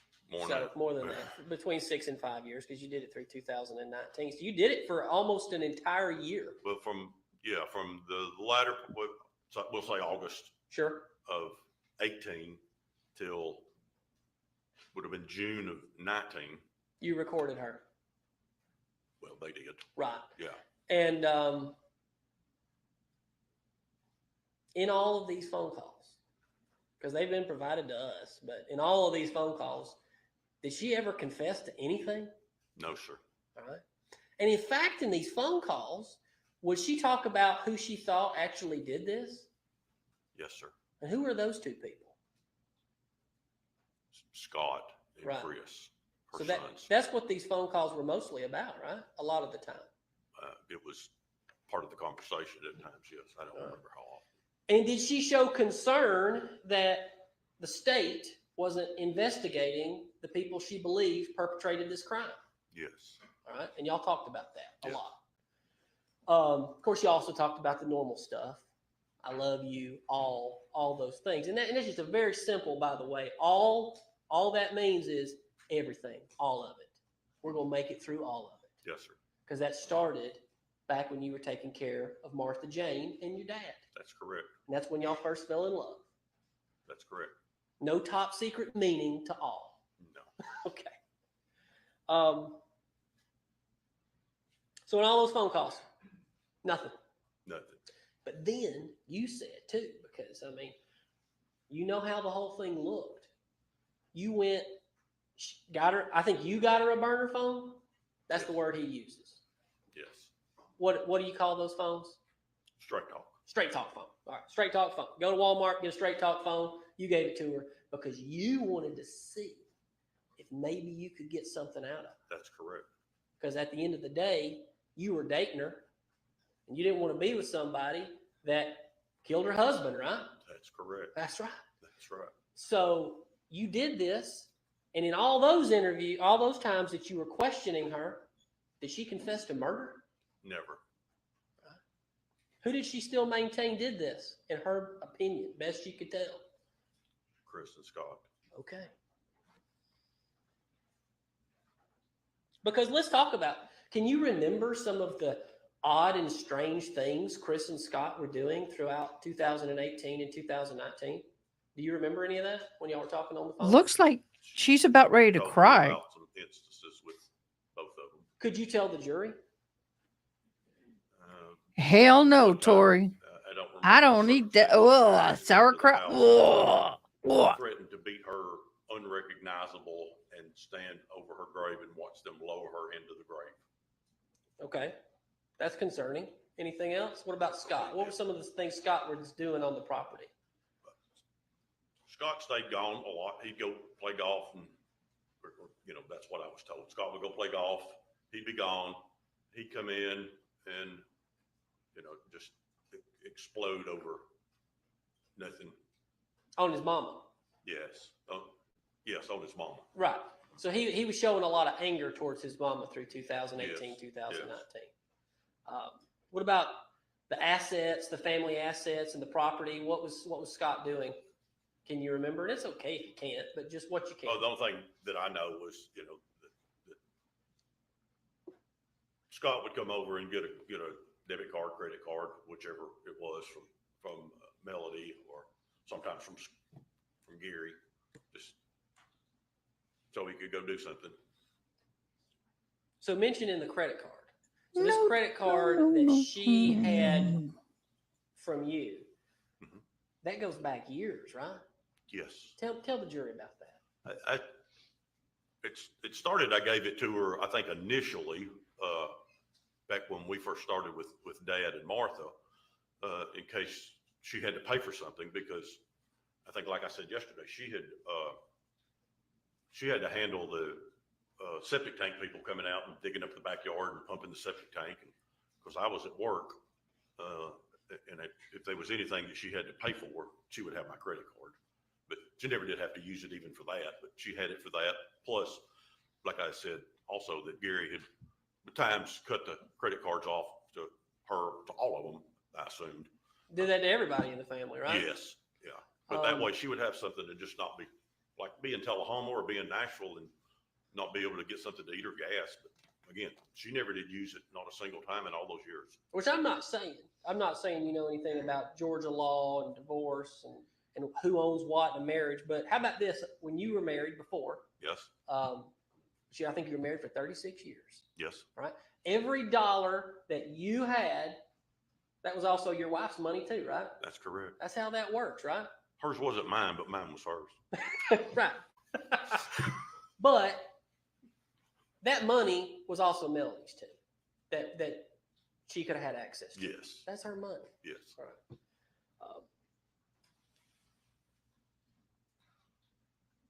And she knew that, correct? Oh, yes.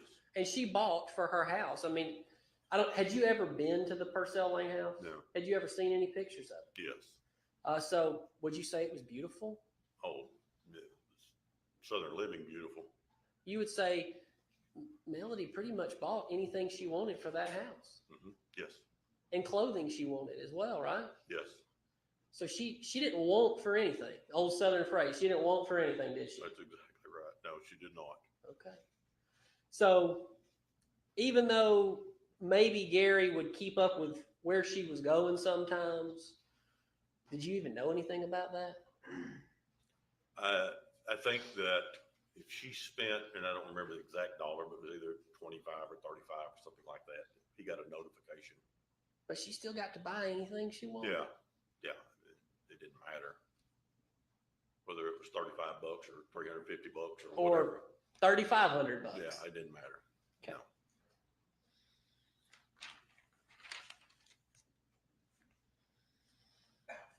I want to talk to you too. Did you talk with Melody through all this time about just some basics of, certainly there was some concern here, but we're talking about a lady that y'all were together. How big is she? She's little. She's a little lady. Yes, And then her two sons, they're giants. They're big guys. yes. They're bigger than me. All right. So, and I think you've mentioned some concern about that too, their size, when Yeah. you were around them. Yes? Yes. Okay. Y'all would talk about the fact that they're so large and she's so small and there's no way she could have done this, right? Correct. Just from just the sheer basics of this case. Yeah.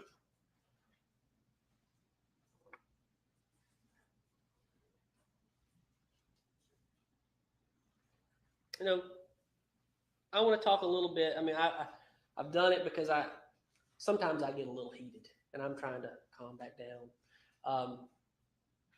Because I don't want words ever getting put in your mouth, Rusty. I want you to be able to talk and tell the story to this jury because you were the one there and you were the one that lived it. So I want you to explain what was around. So obviously she was in custody at that point, but in June of 2019, we call it recant, but you're not really recanting. You're just trying to better explain what she said to you, right? And when she said it. But what was said was not changed. It was just when it was said. Okay. So just to kind of better explain that to the jury, because that's a lot of what this case is coming down to. The district attorney is putting their case on the words that come out of your mouth. Right. So I need you to explain those words to that jury right there. She said, Comfort those Braid, I'll be words right to back. me. Okay. I heard them. I just, in my confusion and pressure of, I got to do something, you know, they're going to arrest me. They're going to ruin my name. They're going to put me, you know, line me up. It came out because Bobby didn't even know I was going to say that. Bobby didn't even know. No. So that's just what you felt like you had to do to preserve yourself. Yes. But then you tried to explain later that, yes, she told you about that, but that was after Gary was already found, right? Yes. Okay.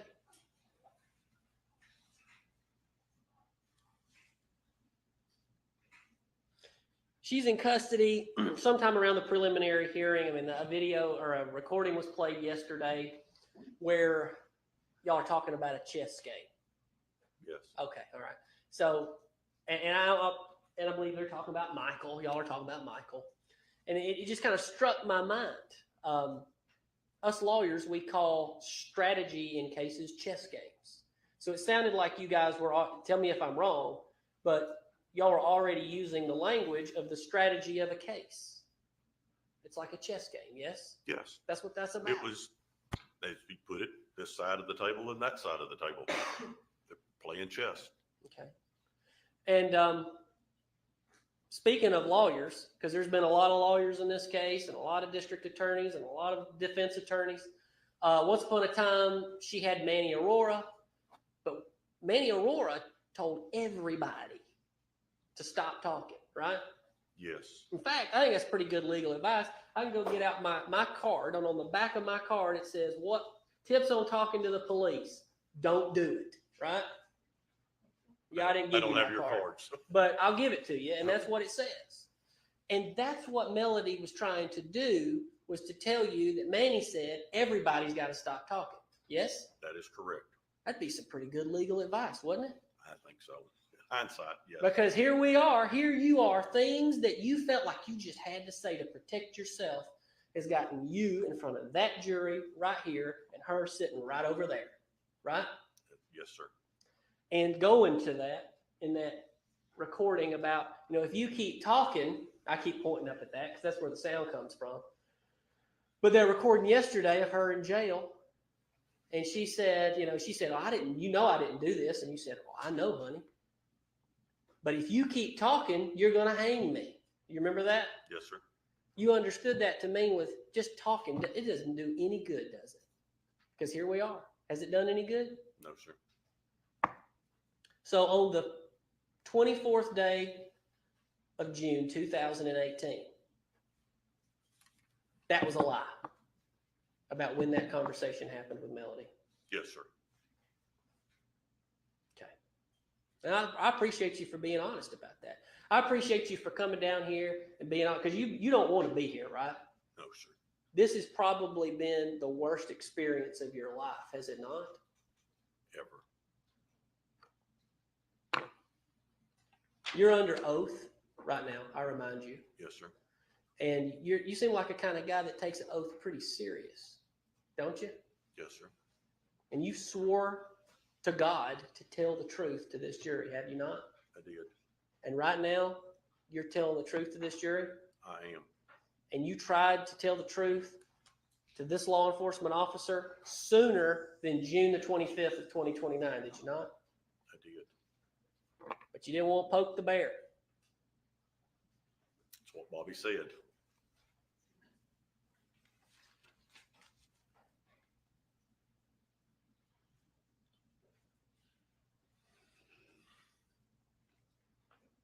Your Honor, if I may have 1 minute.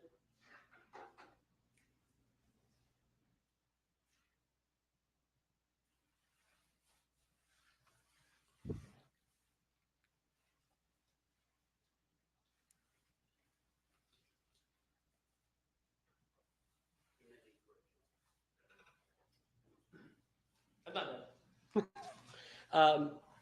I want to talk about your guns. I want to go back and talk about the gun. Sorry. I'm sorry. Can We can take a have- break. We can take a break. Can we have a minute? I was gonna let you wrap up and then let's take a break. We'll take one. How long you? Can you make it 5 minutes? Yes. Okay. Let's keep going for 5 minutes. How about this? Just let him break. Let the man break. All right, we'll break. Am I breaking? Yeah. He's like, I gotta, sorry. He's like, I gotta go. Let me go. We're just gonna sit here in awkward silence for the next 6.5 minutes. Ronnie, I had to step out. I had to start me some toast. What happened? Was he caught lying on the stand or was he caught lying before? Because he admitted to lying before.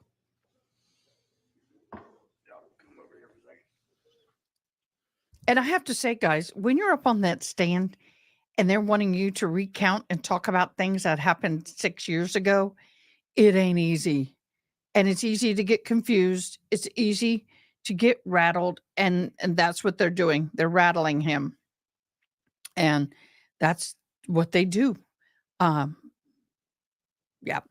Potty break is probably a good thing for him. I'll be right back.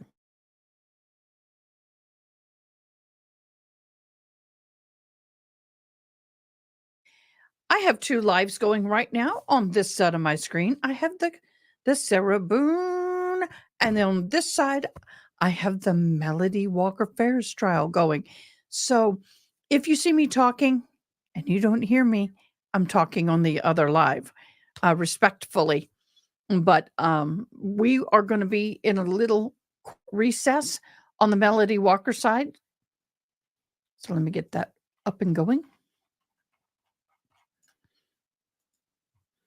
I shall return.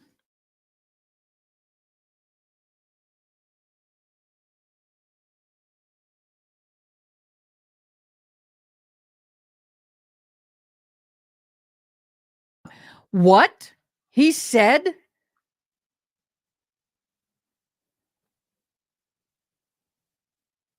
What? It was a lie, Ronnie? He said that Chris and Scott did it? Oh, I got to go back and rewatch that on a separate feed. And he said it was a lie that she said, I got to bring this forward. The boyfriend said about the body being in the burn pit before the body was found was a lie.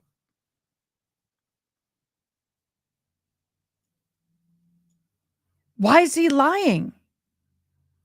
Holy crap. Y'all, love you, Sarah Boone. You're just starting, but this trial's getting heated.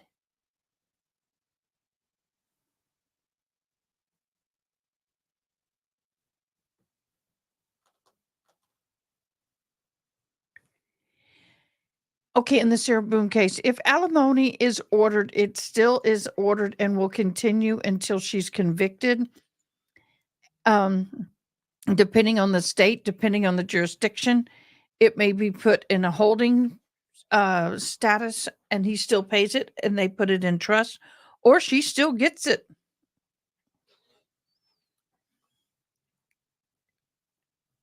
Oh, really? He was lying to save his heirs? Oh, crap. I'm going to have to rewatch that. Sorry, y'all. I'll do that in the morning. Good morning, Karen. Good morning.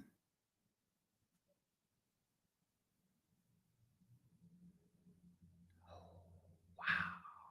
Y'all, I have to hop over here. Okay, I'll be right back over on the Boone. I'll be back in a second. Oh, don't they look all chummy and sweet? Look at the behavior. Oh, they're best buds. Zach, you're losing out. She's got a girlfriend.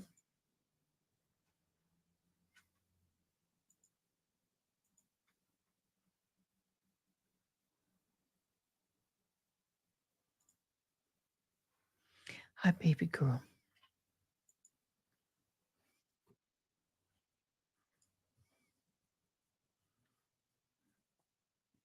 Hey, baby girl.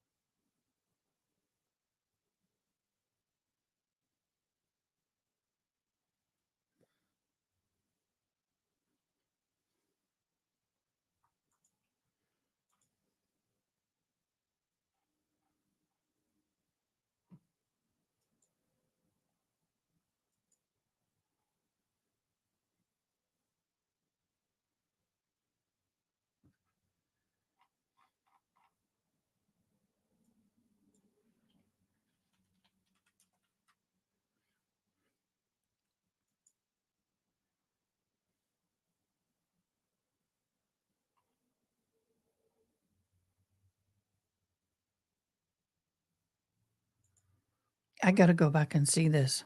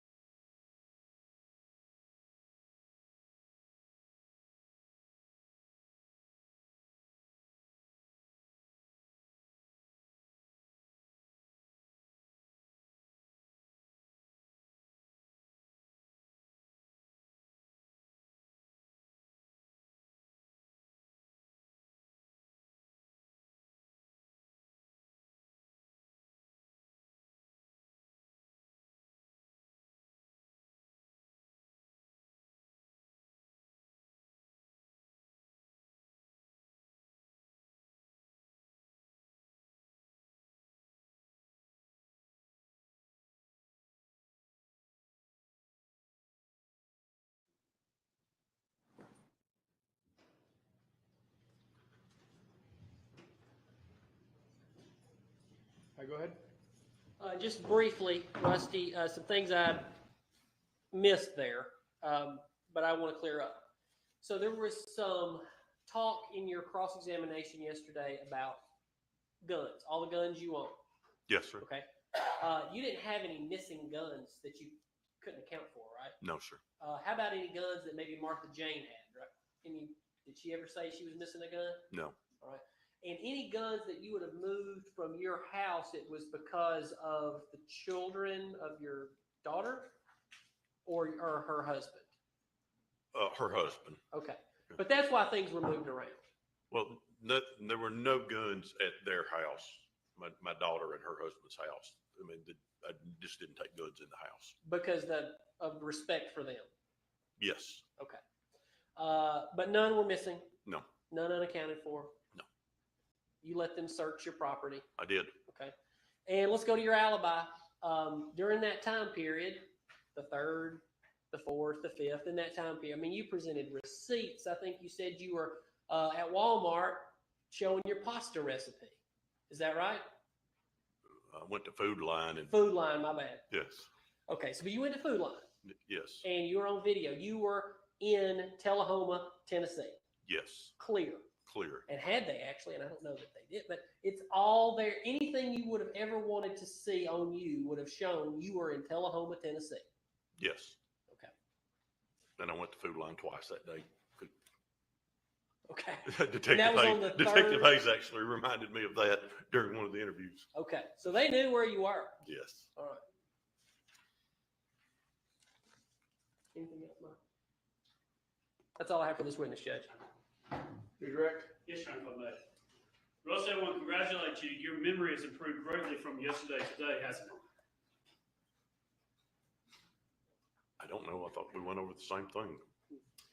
Who did you talk to last night about this case? Nobody. You have any conversations with anybody? No, sir. Oh, well, I had conversations. I talked to my daughter. That was it? Yeah. Talk about the case? No. Did you, defense counsel was asking questions and you were freely answering those questions and giving actually commentaries on stuff based on no evidence whatsoever. Isn't that right? I don't know. I don't understand what you're saying. Do you remember right at the moment, about 30 minutes ago, Mr. Weaver asked you about whether Gary and Christina were having an affair or relationship? Remember that? Yes, sir. And he asked you to pontificate about your opinion on that, correct? Yes, sir. You have no evidence whatsoever that Gary was having an affair with Christina, do you? No, sir. You're just speculating, aren't you? Yes, sir. You're just trying to help Melody, aren't you? No, I was just saying, but that's what I said, wasn't it? Well, you agree that they're trying to help Melody, right? Sure. Now, yesterday, did you wink at Melody? No, sir. You didn't make any facial expressions at her? Not that I'm aware of. I've tried real hard not to. You were looking there about talking about that black diamond, though, weren't you? I don't know.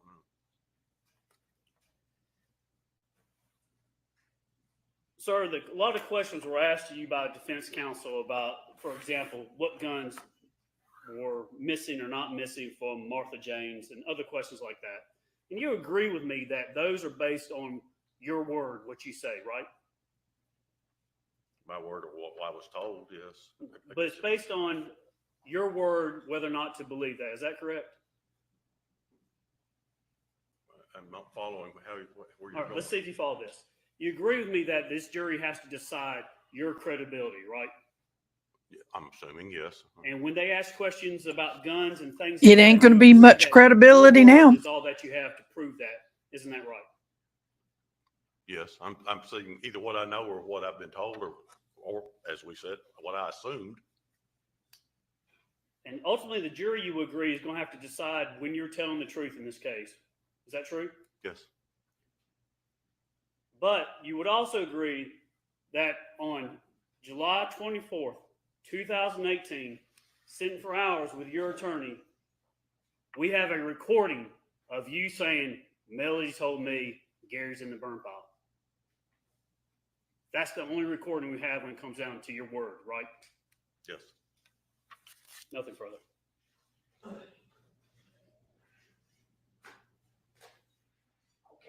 Y'all, this just got a whole bunch of cray cray. When Mr. Folks asked you things, do you understand everything he asked you? didn't, but I was trying.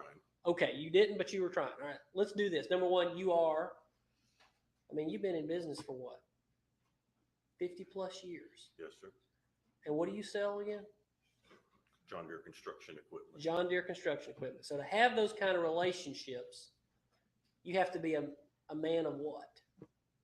My word. A man of your word. Because if you promise something, it's got to happen. And if it don't happen, then that deal is over, right? And future deals. And they'll never call you again because you're old school kind of guy. Yes. So you've told this jury what happened. You told it earlier about what you said on the 24th versus what you said a year later and everything. Yes. I remind you, sir, you are under oath. You are telling the truth. Yes, sir. That's all I have, Judge. All right, you can sit down. Thank you. Judge, may he be on-call released so you go home but subject to recall? All right, you get called back, you gotta come back down. All right. Thank you, Your Honor. All right, call your next witness. State calls Sergeant Kuykendall. He's like, I'm out of here. Get me the hell out of here. Oh my God. Okay, I'm going to have to go back and rewatch that because I'm bouncing between two trials. Honestly, it's a lot to handle. I'm kind of depending on you, Ronnie. So he was impeached. I will have to go back and watch that. So did he literally say that the boys committed, Chris and Scott did it?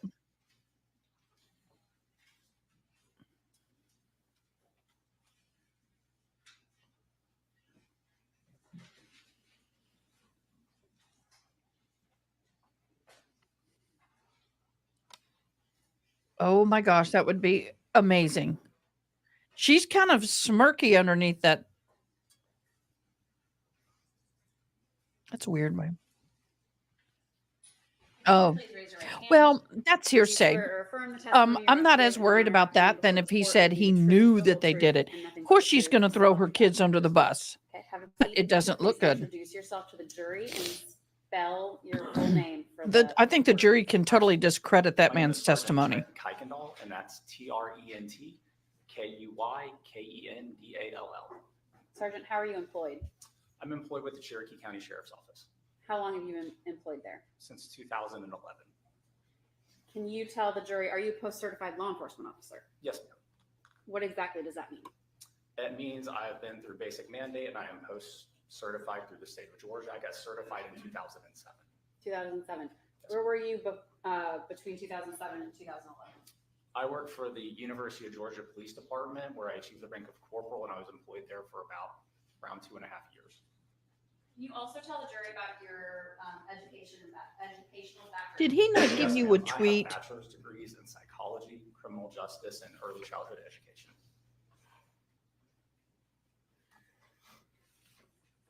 All right. Certainly. Yeah, if you could scoot up a little bit closer too.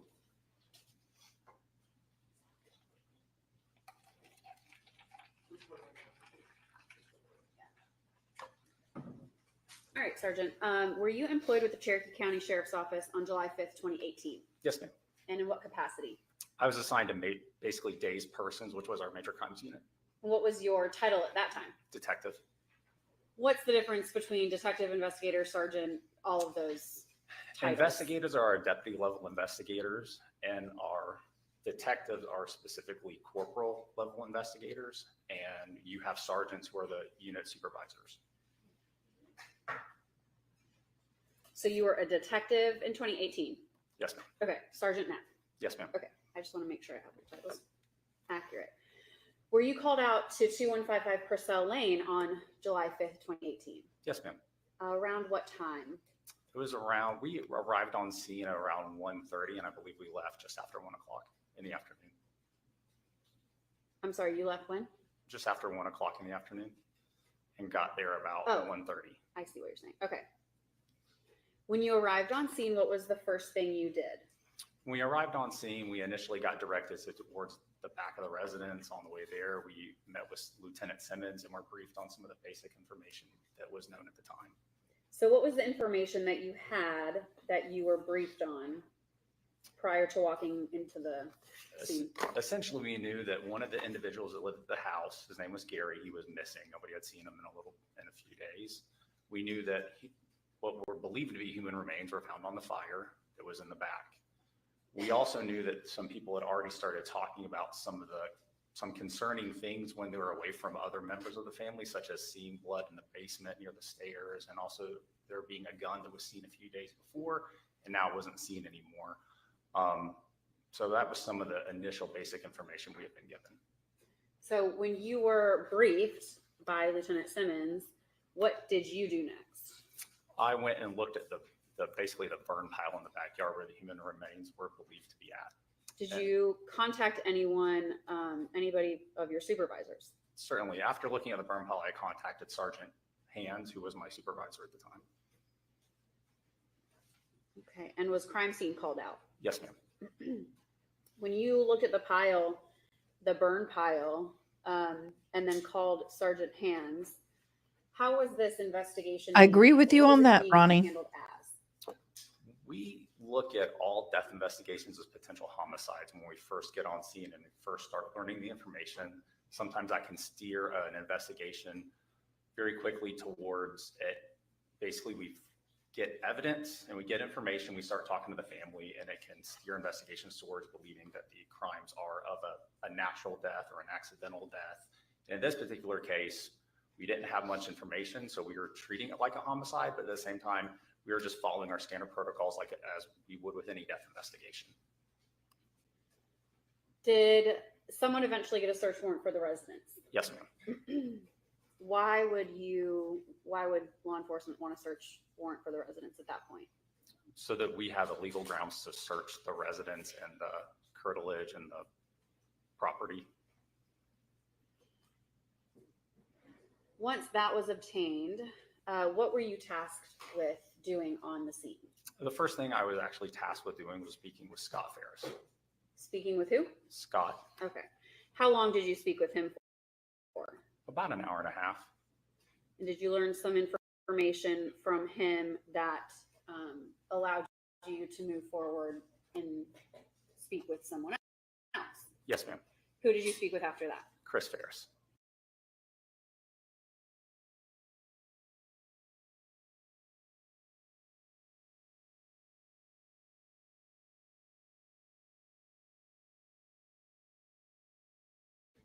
Did Chris Farris share some concerning things? He also did, yes, ma'am.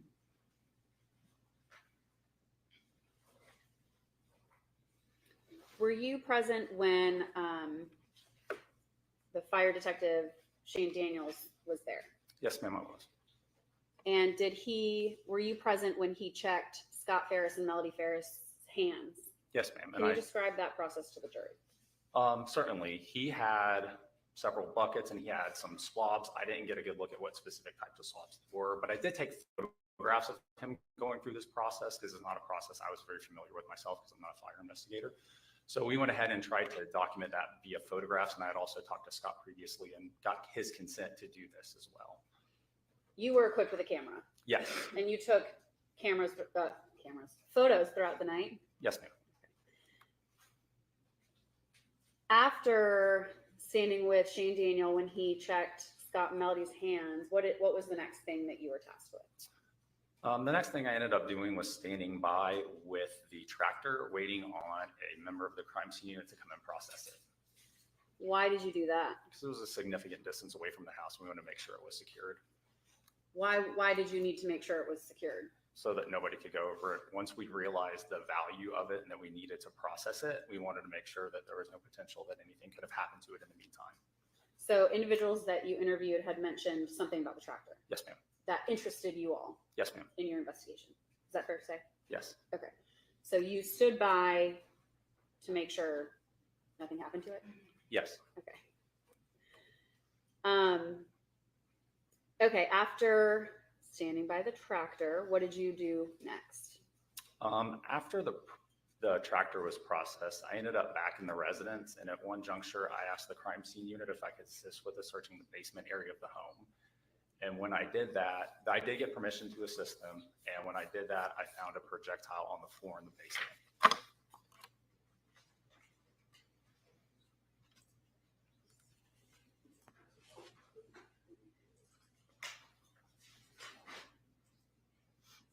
What is so funny? What did he just say? I want to hear that again. With the searching the basement area of the home. And when I did that, I did get permission to assist them. And when I did that, I found a projectile on the floor in the basement. Okay, that's the projectile that we've seen in the past.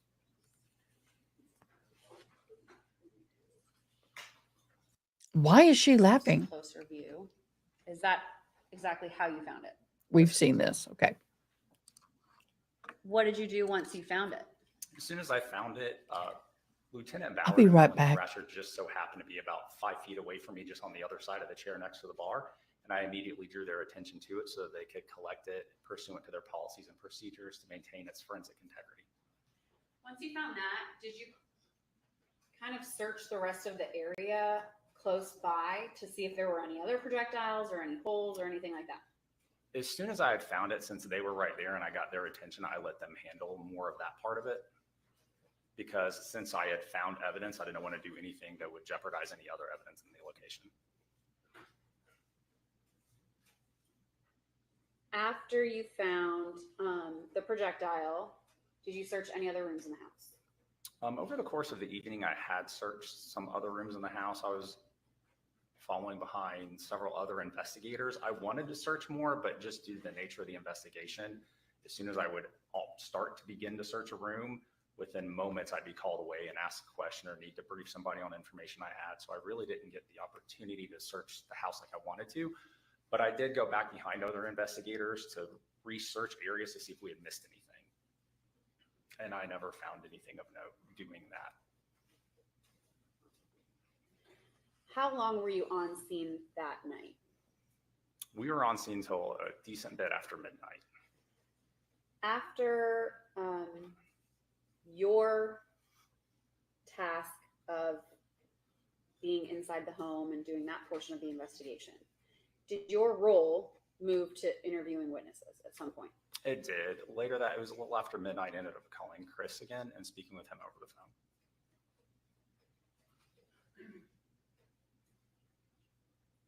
I want to move to the early morning of the 6th, so still the evening of the 5th.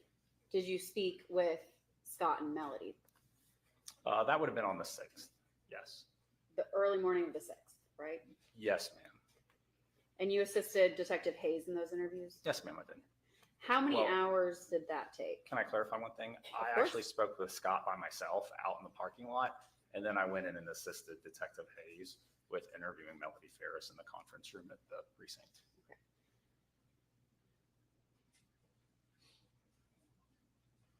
And how long did that take?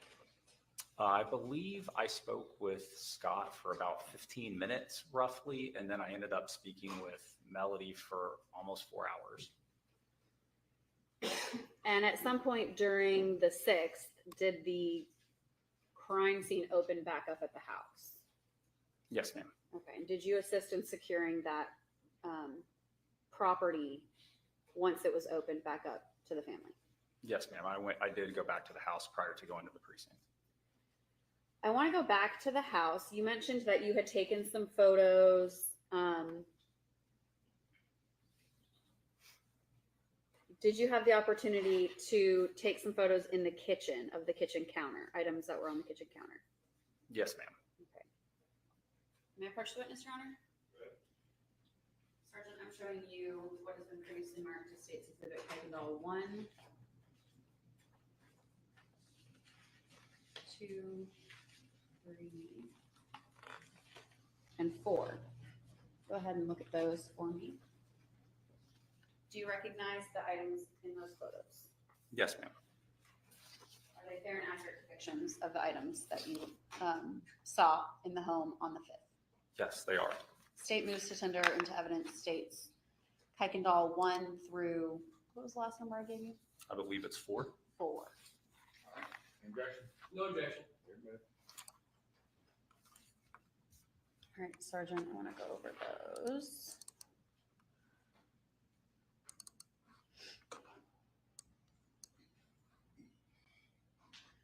Okay, what are we looking at in Kuykendall 1? This is a picture of a debit card issued to Gary Farris. And on the right side, you can see another financial transaction card, which is also issued to Gary Farris. And in the bottom portion of the picture, you can see the wallet of Melody Farris, which is where these cards came from. Those are the cards pulled from this wallet. Yes, ma'am. Okay. I'm going to move to Kuykendall 2. And is this just a better photo of what was the contents of the wallet? Yes. And 3, Kuykendall 3, what are we looking at here? That is an American City Bank card issued to a Good Roy Barton. morning, Toxic. And at the time, did anyone know who Roy Barton was? No, ma'am. And the last one, is this the back of that same card? Yes, ma'am. Okay, and that's Kuykendall 4. Were those collected and taken in evidence? The Visa card assigned to Roy was taken into evidence, but I don't believe the other financial transaction cards were.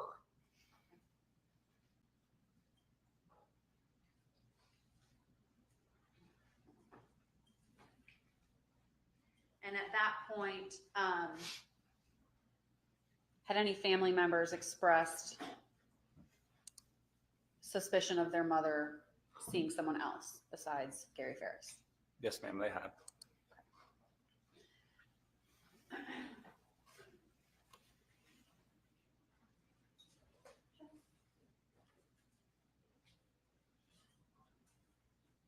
May I approach the witness, Your Honor?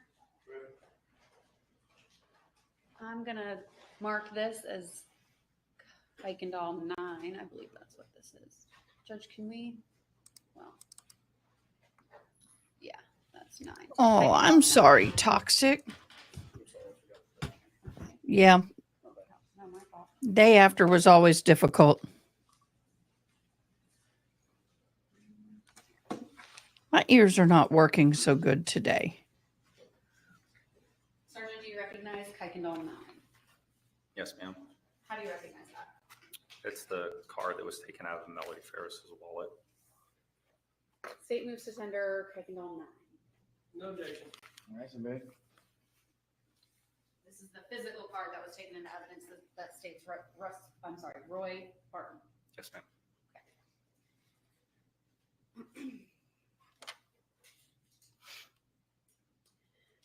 Okay, so then you spend several hours interviewing Melody Farris on the 6th. Yes, ma'am. All right.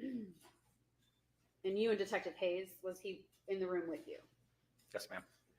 And at any point, was she threatened or promised anything? Did you expose a weapon, handcuffs, anything like that? No, ma'am. Was she under arrest at the time? No, she wasn't. I want to talk about the following day, the 7th, and we have a calendar there if it helps. July 7th, 2018. You mentioned earlier in your testimony that you were tasked with calling witnesses. Was this when you called Chris Farris? It was. What is it that you called him about? We were calling to reestablish communication and potentially talk to him some more. I'm not exactly sure what our goal in that was, but I did call him and try to get in touch with him and Jenna, Okay. who is his wife. And did Chris or Jenna ever call you back? Not at that time, no. Not at that time. Did you eventually speak with Jenna Farris? I did. When was that? I believe I specifically spoke with her on Tuesday the 10th. Did you ever speak with Chris Farris again? Briefly on the 26th, they had reached back out to Detective Hayes, Scott and Chris did, to reestablish communication after not communicating with us for a while. And he had started that interview. It had gone on for, I guess, an hour or two before I was able to enter the room. And I came in just to see if I could be of any assistance to Detective Hayes. And that was later on in the month. Yes, ma'am. I think that was the 26th of July. Okay. Let's keep talking about the 7th, see what else you did in this case. After leaving those voicemails, did you reach out to anyone else? I got with Sergeant Pope, and we went to try to find several other people that we needed to speak to. The first of that was Terry Braswell. Okay, and who was Terry Braswell? He was a friend of Melody's. Did he live nearby? He did. After speaking with Mr. Braswell, what did you find out from Mr. Braswell that assisted in follow-up? And speaking with him, several things. He had gotten some phone calls from Melody Farris, so we spoke about that. In particular, we realized when looking at his phone that he had 2 phone numbers for Melody, and we obtained his consent to meet him back at the Free Home Precinct to forensically analyze his phone, which he consented to. Which was done. Yes, ma'am. After obtaining that information from Mr. Broswell on the 7th, what did you do next? We went and found Sherry Cooper, or also known as Sharon Cooper. Who's we? Sergeant Popenon, I'm sorry. Where did you go to do that? At her house.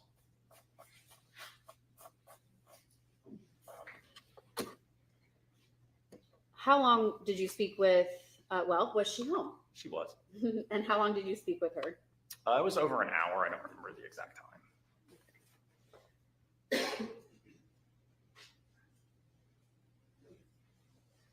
May approach the witness.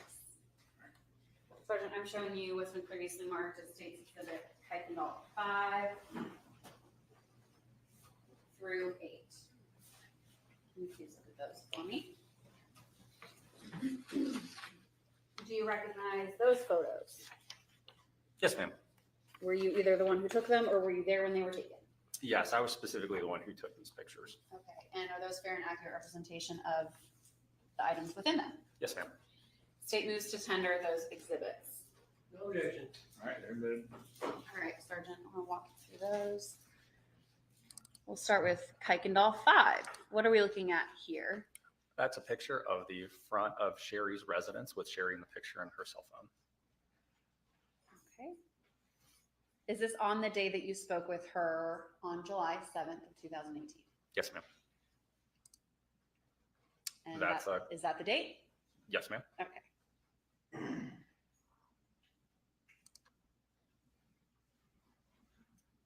What are we looking at in Kuykendall 7?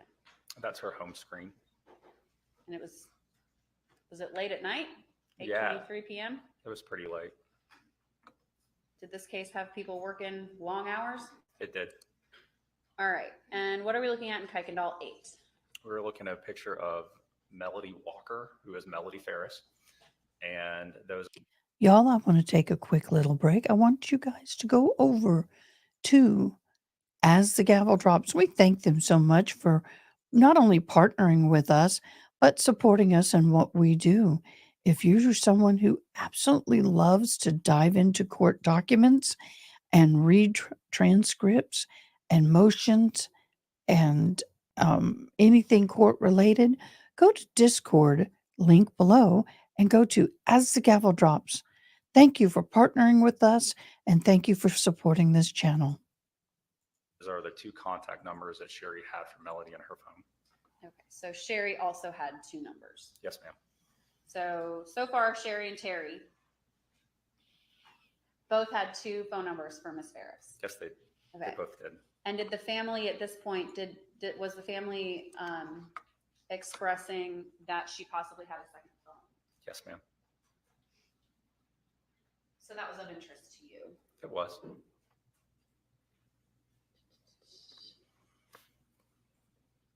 Did Sherry Cooper, was she able to confirm some other concerns of the family of an affair that Melody was having? She did. Yes, ma'am. She corroborated some of that information for you? Yes, ma'am. All right. And after you eventually left Miss Cooper's home, did she reach back out to you at any point? She did. She had communicated with me the next day. We ended up playing phone tag, and I ended up actually being able to get her on the phone. And I was at home. I was not working, but talking to her was very important. So I'd actually gone and sat in my car, and I was able to speak with her for a little bit about some other things she had remembered that she wanted to make sure we knew about. So she remembered stuff and wanted to reach back out to you? Yes, ma'am.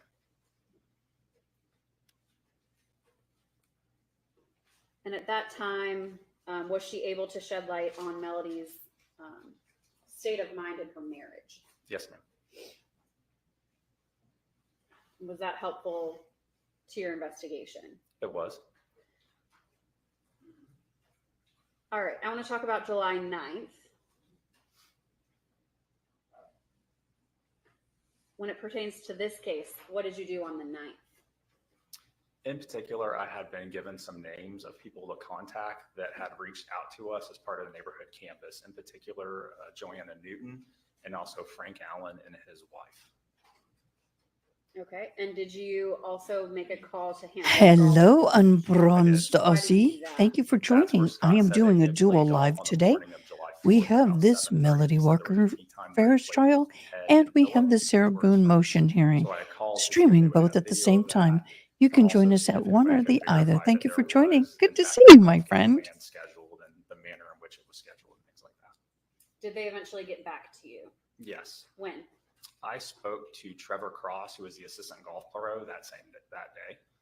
And I got called a few days later. I believe it was on Wednesday, the 11th. The head golf pro had called me as well and had mentioned that he had seen Phillip. Philip Samples? Yes, ma'am. Is that who was with Scott that day? Yes. All right. And then And on that gentleman's name was Sean Kelly that called me on the 11th as well. on the 11th. Yes. Okay, you're kind of trailing off a little. I need you to keep it up. Keep your voice up. Thank you. Okay, so there was a day in between on July 10th. What were you Yes. tasked with doing on the 10th? On the 10th, I followed up with speaking with Beth Braswell, who is Terry's ex-wife. That's where Ella and Emma were having a play date at Forsyth County. And Chris had dropped Ella off to play with Emma on the 3rd, and I was just following up with that information that I had gotten through my interviews to corroborate that that is in fact how it went and how that got established. Where Ella spent the night. Yes. Okay. All right. And did you speak with anyone else on that on July 10th I regarding did. this case? I did. I spoke with a John Lambert, who was a service technician who had done automation work at the home. Okay. And who else did you speak with that day? That afternoon, I had spoken with Jenna Farris. And without really telling me anything that Jenna had said, they've already heard from her, but how was that conversation? It was a good conversation. I got a lot of information from her in terms of corroborating the story and basically the timeline that Chris had given me. That was one of my main goals.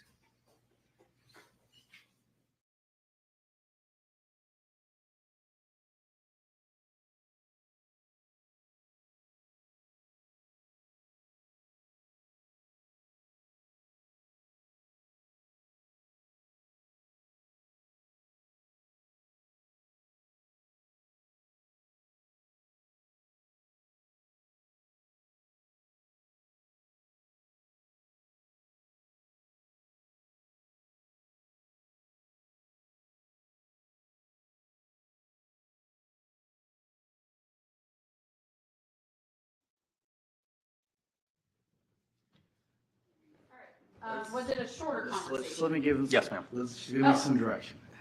Let's don't talk about what anyone else said. Let's don't put your opinion as to what was confirmed, not confirmed, established, or anything else based upon what anyone else told you. Just don't say it. Just stick to the question and don't comment on what anyone else told you unless there's a specific reason and Ms. Frankish asked you that question specifically. All right. So was it a shorter conversation with Jenna? It was. Okay. And she got off the phone with you kind of abruptly. Yes, ma'am. Okay. All right. And then on July 11th, did you have the opportunity to go down to Burn Foreman with Sergeant Westbrook? Yes, ma'am. Okay. Why did you do that? To speak with Angela Phillips. Okay. And did you speak with anyone else when you went there? We spoke with Angela Phillips. They had their attorney representing them. His name was Nick Latito. And Eric Durlacher. We also spoke with him briefly. And did they give you some documents from Gary's office that day as well? I got a timesheet from them that day, but then over the course of about a month, I received several emails from Burr and Foreman. I believe specifically a lot of them came from Eric Durlacher himself. And in those documents, there was a lot of things that we... Yeah, not into the documents. Second, can y'all understand him? We've been going for a while. My ears are tired, so I can't keep up with him. So slow down just a hair. Normally, I got to speak the softer. speed. I didn't think about the speed. Yes, you are a quick talker. And those documents were put on a flash drive and given to Detective Hayes. I don't think I can tell you what was on them. Correct. Thank you. Okay, and then on July 24th, who all did you speak with that day? I spoke with Joanne Ward. Joanne Ward? Yes, ma'am. Who is she?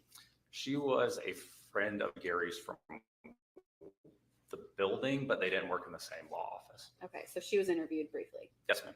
And then were you able to attend a testifier with the marshal's office at Purcell Lane? Yes, ma'am. That was in 2019. In 2019? Yes, ma'am. What were you tasked with doing on that day?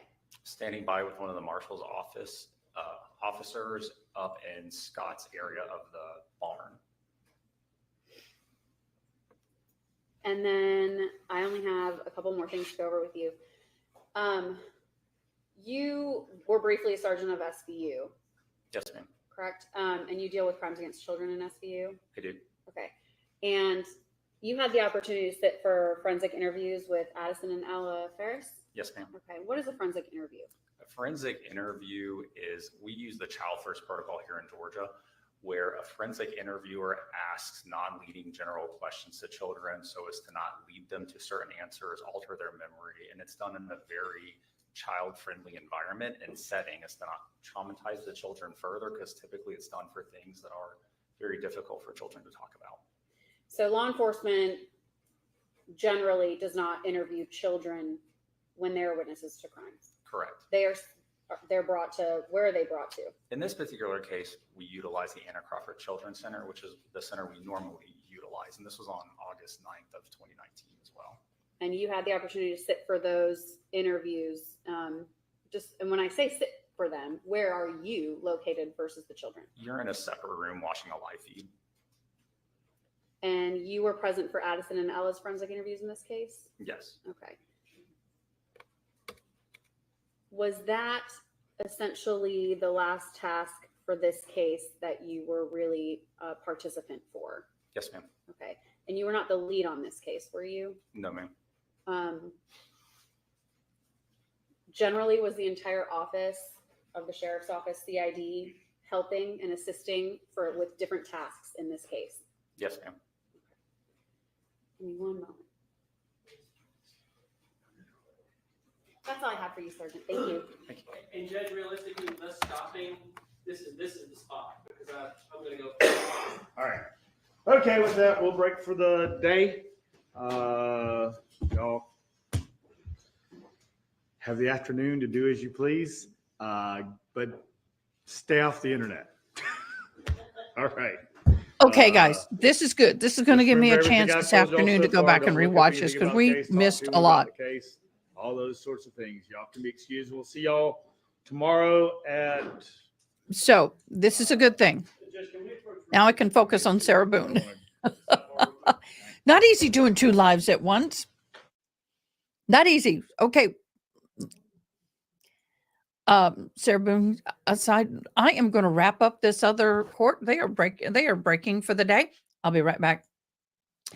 So I'm going to go back tomorrow. We'll hop back on with the Melody Walker Farris trial. I've got to rewatch that testimony because I'm bouncing back and forth. So this is going to be fun. Okay. So tomorrow morning, 8 o'clock, we'll see you here for the Melody Walker Farris trial. Y'all hop on over to Sarah Boone. It's going to be getting interesting. Already is getting interesting. So once again, thank you so much. Appreciate you. Have a blessed day. Thanks for watching.